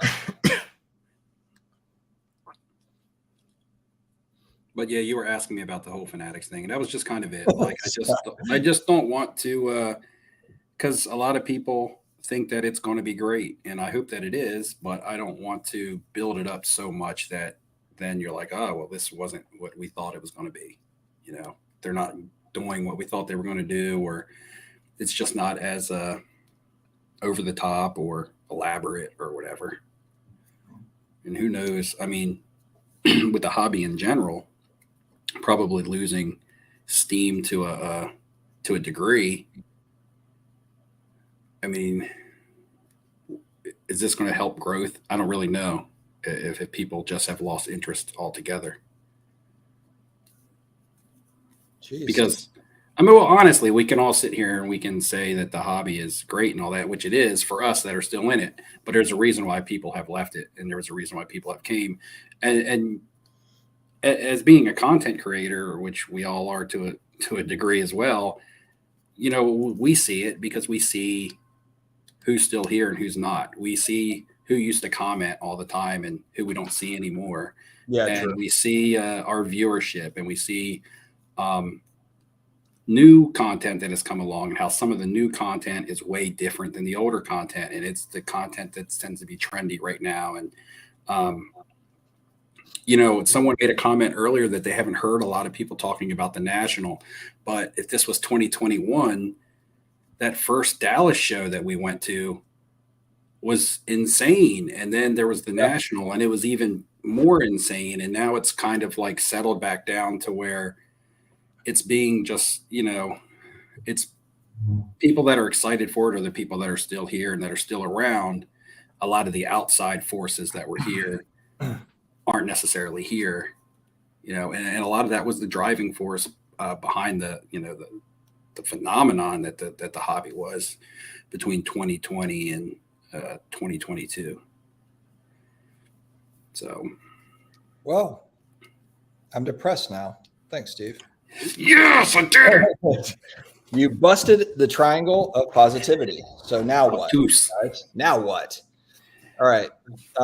Neo, anything that you would like to add to that? I mean, I don't know where to even go from here. It will be interesting to kind of see like what type of hype, like once we're boots on the ground in Chicago in, you know, less than 2 weeks now. You know, is it as crazy as 2021? Is it crazier than Atlantic City? Less so? I don't know. We need to be really honest. I feel like I'm hearing about the National a lot, but I'm also in the bubble. So I also don't know if that's just because I'm in the bubble. You know what I mean? Yeah. Here's the other thing though, too. We have to be really honest about it. Cause I feel like too, it's like when we go, it's like you're kind of in like that euphoria, like I'm at the National, but we actually have to like take a step back and really think about 2021 and then talk about like, yes, this is bigger, or no, it just isn't, or the vibe is totally different or whatever. Because I think it's easy to kind of get caught up too, where it's like everything's cool, but you know, like to make an honest assessment. I mean, do you think we will have the anomaly that was the Lowe's trade night? The Lowe's we talked about that lobby. I actually think that we will. I don't think we will, because I don't think Lowe's will let that happen again. Maybe not at Lowe's. But I don't think the hotels will let it get that extreme. I'm not saying that they won't let trade nights happen, but I don't know that they'll let it get. I think if it gets that out of control again, security will get like. I don't think they want their hotels ran over, and they know that we're coming now. Like this isn't, you know what I mean? Do they remember? Do they remember? I mean, think about like how many. I don't think the manager of the Lowe's forgot what happened during those 5 days. Is it the same person? It's 2 years ago. I don't know, but I bet you there's a Ric Flair go through there. With. I think Ric Flair next to a convention. No. It's next to a convention center that holds conventions. Probably. So how many convention centers have lobby takeovers? But that's my point. Is they're not going to remember any of that. We're going to be like a Trojan horse coming in there. They're not going to remember. We're red flagged. Nope. I'm going to walk in there. 2 days. That Lowe's one was 2 days because there was the first night that was. We thought we were going there for the YouTube get together, but the lobby was packed. And then the next night was the night where everybody was like, "Okay, get there early so you can get a table," right?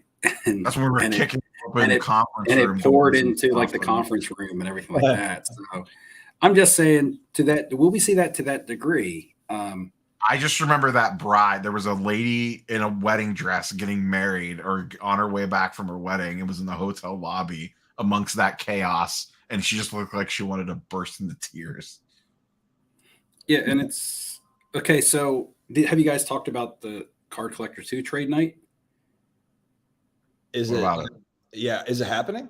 Yeah, that's the thing. Like that's the thing. Like, but by this time last year and definitely the year before, it was like a major event. I've got to be there for this. This is the trade night. This is big time. And out of, you know, at least 2 out of the 3 of us here right now aren't 100% sure if it's even happening. Right. So that goes to show you like what's being talked about and what's not being talked about. And well, here's a fun one. Right now, the Dallas show is going on. I haven't heard a peep about it. No, I've just seen stuff on Instagram and the Dallas show. Oh, I didn't know that. Yeah, Dallas this weekend. It's day I mean, today's day 2. Yeah, I only know about the Dallas show because people message me on Instagram certain things that they're buying and selling. But yeah, well, there's still some people doing this is their livelihood, and they have to go from show to show to show. Whether they are doing it to buy and sell and flip cards, or they're doing it because they need content and that's their source of income, or they have other people paying them to go do things, buy cards and stuff for them. So, say you're working for a company that does repacks or something like that. They want you to be their purchaser. So it's like Cranky Card Guy says it got depressing fast. Well, we're glad Steve joined the stream. Hey, Cranky Card Guy, what do you PC? Somebody had to go over to a burner account, right? Because have you seen a comment from a Cranky Card Guy all night? Okay. No, he came in. But anyway, hot, right? Sure did. Look. Sometimes being realistic isn't depressing. Sometimes we need a dose of reality. But that's so good. But depressing Steve instead of flipping. Steve. But to the point of the popularity of the national and stuff, I mean, honestly, going into last year's national, one of the major plans of where you needed to be and you had to be there for that night and stuff was the Card Collector 2 trade night. It was a big thing coming out of 2021 in Chicago, and you had to be part of it. If you experienced it in 2021, they were like, man, I got to be there in 2022. And now we're sitting here saying, have you heard anything about it? When is it? Where is it? Is it happening? So, follow that trend, and there's an answer to some of the questions right there. As far I feel pretty confident walking out on the limb that the Card Collector 2 trade night will be utterly packed on Thursday at the National. Yeah, and it could be. And I only know that it was happening because Michael Hamm messaged me and was like, so it's happening on Thursday night. But until then, I think last time, Dustin, you and I talked, we weren't sure. Yeah. And I haven't seen it advertised like normal. So people might know about it from, asking around or whatever. But yeah. And then, even after last year, I'm not super looking forward to it because last year we didn't have anywhere to sit, and we just kind of left our cases sitting in a pile while Ziggy babysat them for us. And now, and now we're like 1 for 3 out of the group here that Ziggy probably actually likes, right? So it's like, yeah, it's probably just, well, no, 2 out of 3. He likes you and Rob probably. Depends on the day. It depends on the day and the minute. Mm-hmm. I'm just kidding. But yeah, so I don't know. I mean, I'm looking forward to the National. I mean, it may not sound that way, but you guys got me after you guys got me. Listen, you guys got me after a 9-hour work shift at the casino on a Saturday night.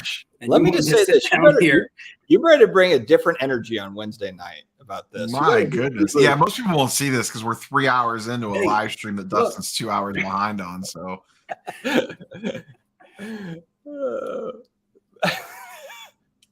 Jeez. I'm only 2 minutes behind on this comment. You see, you caught up on comments and I got here. See, good things. It's because you skipped over an hour's worth. I don't know. There's a lot of people looking for rock autos, apparently. I only pay $67 for rock autos. I don't think people realized, I guess, how rare they were until they just got talking. Maybe this was just a pump. Maybe it was all one big plan to pump rock autos, because I didn't know that they were so rare until I was just told by a couple of videos that they were super rare. Yeah, he had autographs in Prism products and stuff. No, this dude doesn't. See, I didn't know that. This dude doesn't sign. See, I watched the Sports Card Dad video, and he said The Rock just does not sign cards. I watched a rebuttal video that said Sports Card Dad was an idiot, and The Rock does sign. And then he went and got a Millie Bobby Brown card. I know. I spent all my national money, and I'm like, he could have went and got a Dwayne The Rock Johnson card instead. Steve, I have an important question for you. What? Because I need to prepare now. Okay. You want me to answer tonight, or you want to wait till Wednesday? No, I want tonight's version. Because we're like 2 weeks away, Steve, so I need to know what equipment I need to get. Steve, this would not get a green check from Chasing Cardboard. This BS you're pulling right here, this negativity, this would not get a green check from Chasing Cardboard. Let me just tell you that. All right, what kind of late night bullshit adventure are you going to lead us on for pizza in Chicago? Oh, here we go. So anyway, do I need to bring like a gun? Look, do I need body armor? Do I need like a compass? Like, what are we doing? Look, I'm telling you, 3 blocks turned into 5 miles, according to Neo here. This was not very far. My wife was there as a witness that will testify that it was 5 miles. What do they call that? You took Dustin on the same adventure the night before, and it was 5 miles. The boardwalk didn't get shorter. No, we went from Caesars, you and I, and me and Dustin went from the Hard Rock. So it was 2 different directions, see? Neo's going to be like Professor X at the show. You even remember the name of the pizza place? No, look, we GPS it. 5 mile long pizza. The pizza place called Home Slice. So yeah.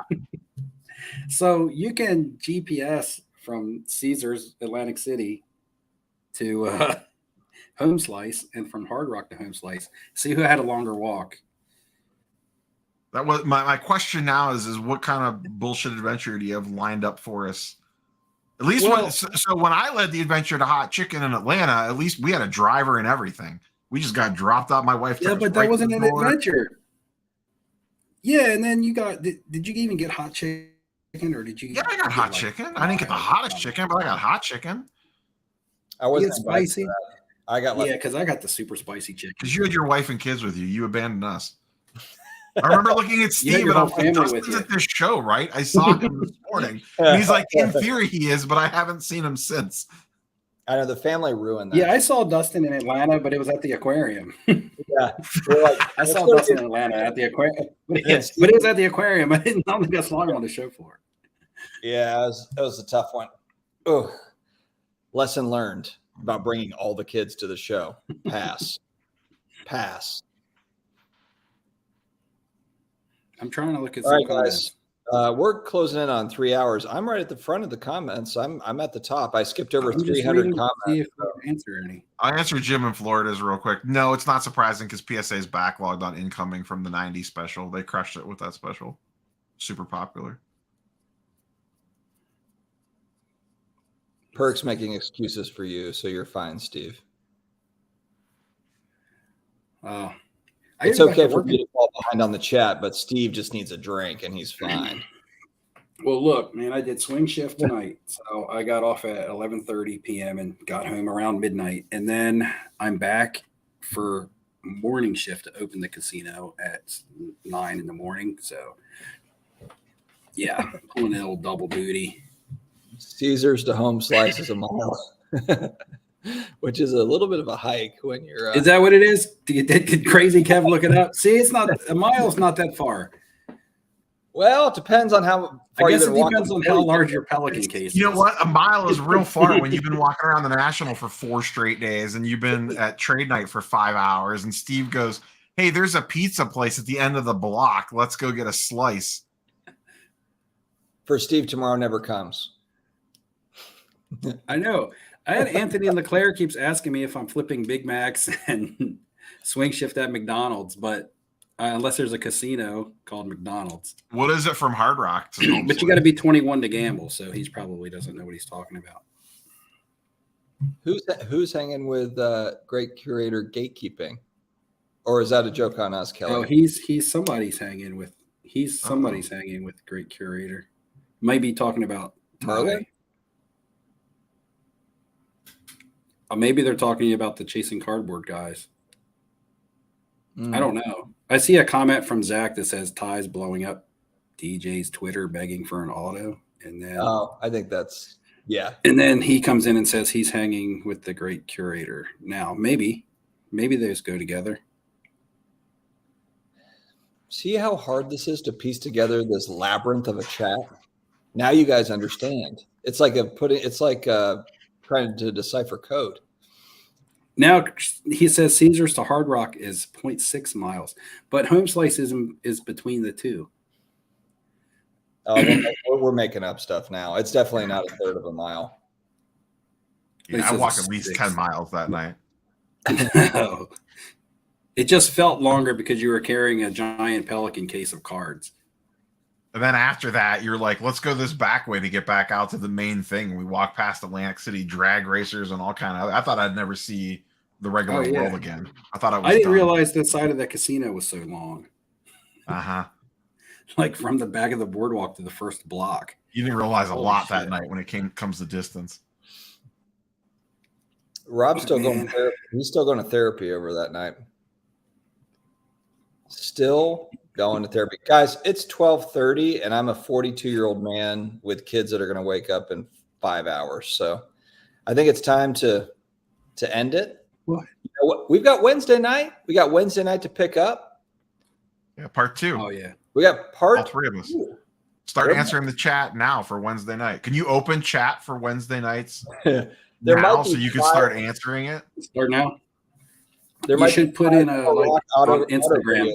Between now and Wednesday, if you have any important comments that you really want Dustin to get to on Wednesday, mail them to him. Yeah. Instagram him now. PO box. PO box. Instagram him those now. Yeah, send me a fax with your questions. Somehow, Instagram, Discord, something. Attach a $5 bill to it like it's a super chat. And guys, there's about 152 people still watching. Unbelievable. You're probably like, what should I do now? It's 12:30 Eastern.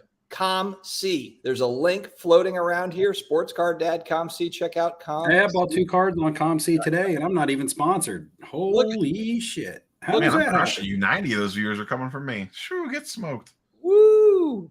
Woo. Man. I told all the bots to really show up on my channel. So, yeah, mine aren't even real people. 1 out of 10. You're going 1 for 10, according to Jim in Florida. Jim, you're dude, going 1 for 10. When it doesn't make the All-Star team, man. That's like batting 100. When there's 1,000, unless you're a pitcher. I like Zach's comment a few earlier. Chat makes no sense when you're 30 minutes behind.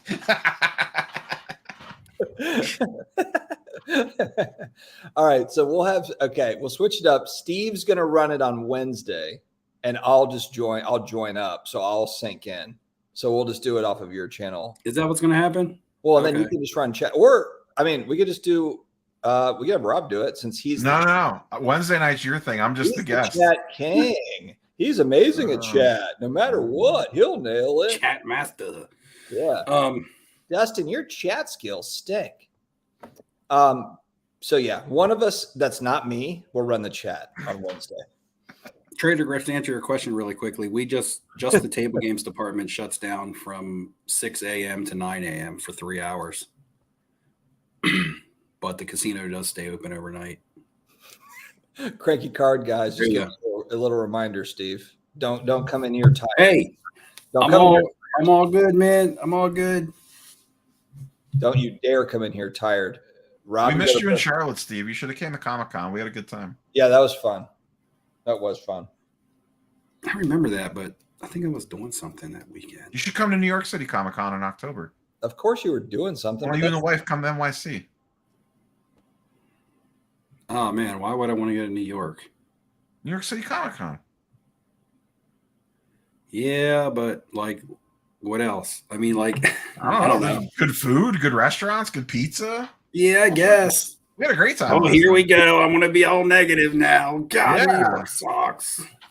This iron triangle is just getting bent down. I'm just kidding. This might be a hot take, but I actually think Disney Lorcana TCG could take over Pokemon cards. I don't know. Call me crazy, but that's an original take. I think if Disney really puts muscle behind this thing, I think that they could take over Pokemon. Is that a hot take? I have a couple boxes pre-ordered. I think I'm pretty sure I got 2 locked down. Shout out to my local shop. I'm not planning on opening any. I have zero desire to open any, but I'll keep a couple boxes laying around just in case. And I'm joking about the Pokemon thing. That was a Jeff Wilson take. I mean, at a couple $100 a box, like I've bought, I say this all the time. I've bought way dumber shit for $200 that has gone to zero than some more kind of sealed TCG boxes. Yeah. I feel like, I feel like the Disney cards thing's not gonna. It was just a joke. This was a Jeff Wilson. No, you're not. You're not allowed to joke tonight. What are you talking about? Not, man. This is a hot chat coming in. Hot. Seriousness. Joke. If I could be serious for a minute, I'm just saying. Are you going to be pissed and negative about something? Go ahead. Never. What? I have not been in a bad mood at all tonight. I just was talking about my thoughts.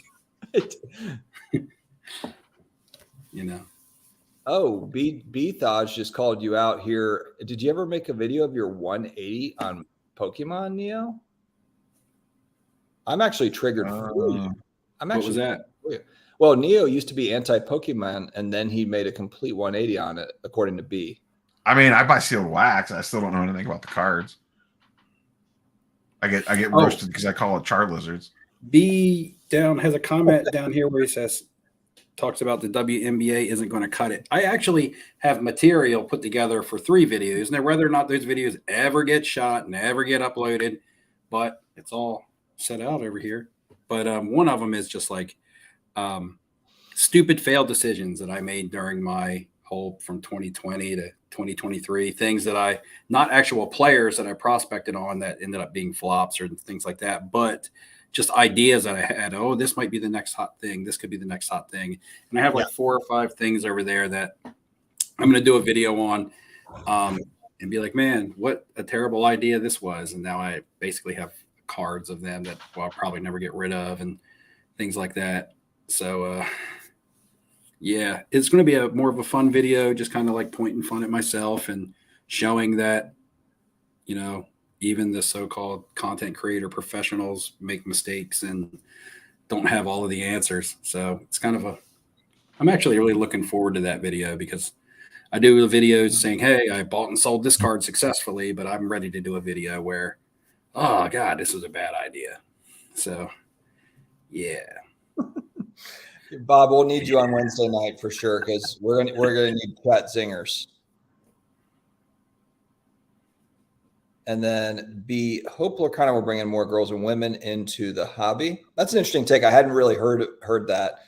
I don't. Are there more female collectors for the Disney stuff? I don't know. Mm-hmm. We kind of covered this a little bit earlier, Bishop. I think that the pop-up trade nights are going to happen. Both of these guys were extremely negative, putting a lot of pressure on our trust triangle and our ironclad triangle. They were very negative about this, saying that the hotels are going to cut down on the trade nights. I just think that they're not going to remember us. I think that we're going to be able to kind of take them by surprise the first night, but then, like the last time, they'll shut it down. Oh, buyer's remorse. It's not speculating on prospects. It's completely different. It's like types of cards. Like I said, it's not players. It's types of cards that kind of fell through. Not the speculating on prospects. Which could lead to buyer's remorse. But anyway, hey, but I called the trade night thing last year in Atlantic City. Remember, I was like, there's no way these casino hotels are going to have trade nights, and security were shutting those down quick. So, but life found a way. The last question. Yeah, because we found a place that was not patrolled by hotel security because it was between 2 hotels. There's like a bridge between 2 hotels. So people will figure it out. There will be a pop-up trade night somewhere. Like one of the hotels either won't care or they'll probably end up being like outside or whatever. Like probably like outside. All right, boys. I think that's a good stopping point. We need to keep some material for Wednesday night. It's only in a few days. Oh, man, the way the hobby's going right now, there'll be all kinds of stuff to talk about by Wednesday. God willing. How many more reaction videos we're going to have to see? I'm going to have to react to your attitude tonight, Steve. On this, we will discuss that. We'll discuss that on Wednesday. All right, guys. Let's shut it down. It's 12:45. and my battery's about to die, and dog's barking, and all the kids are waking up, and the roof's on fire. Okay, I'll talk to you guys later. Wednesday night, we'll be back. Later. See you.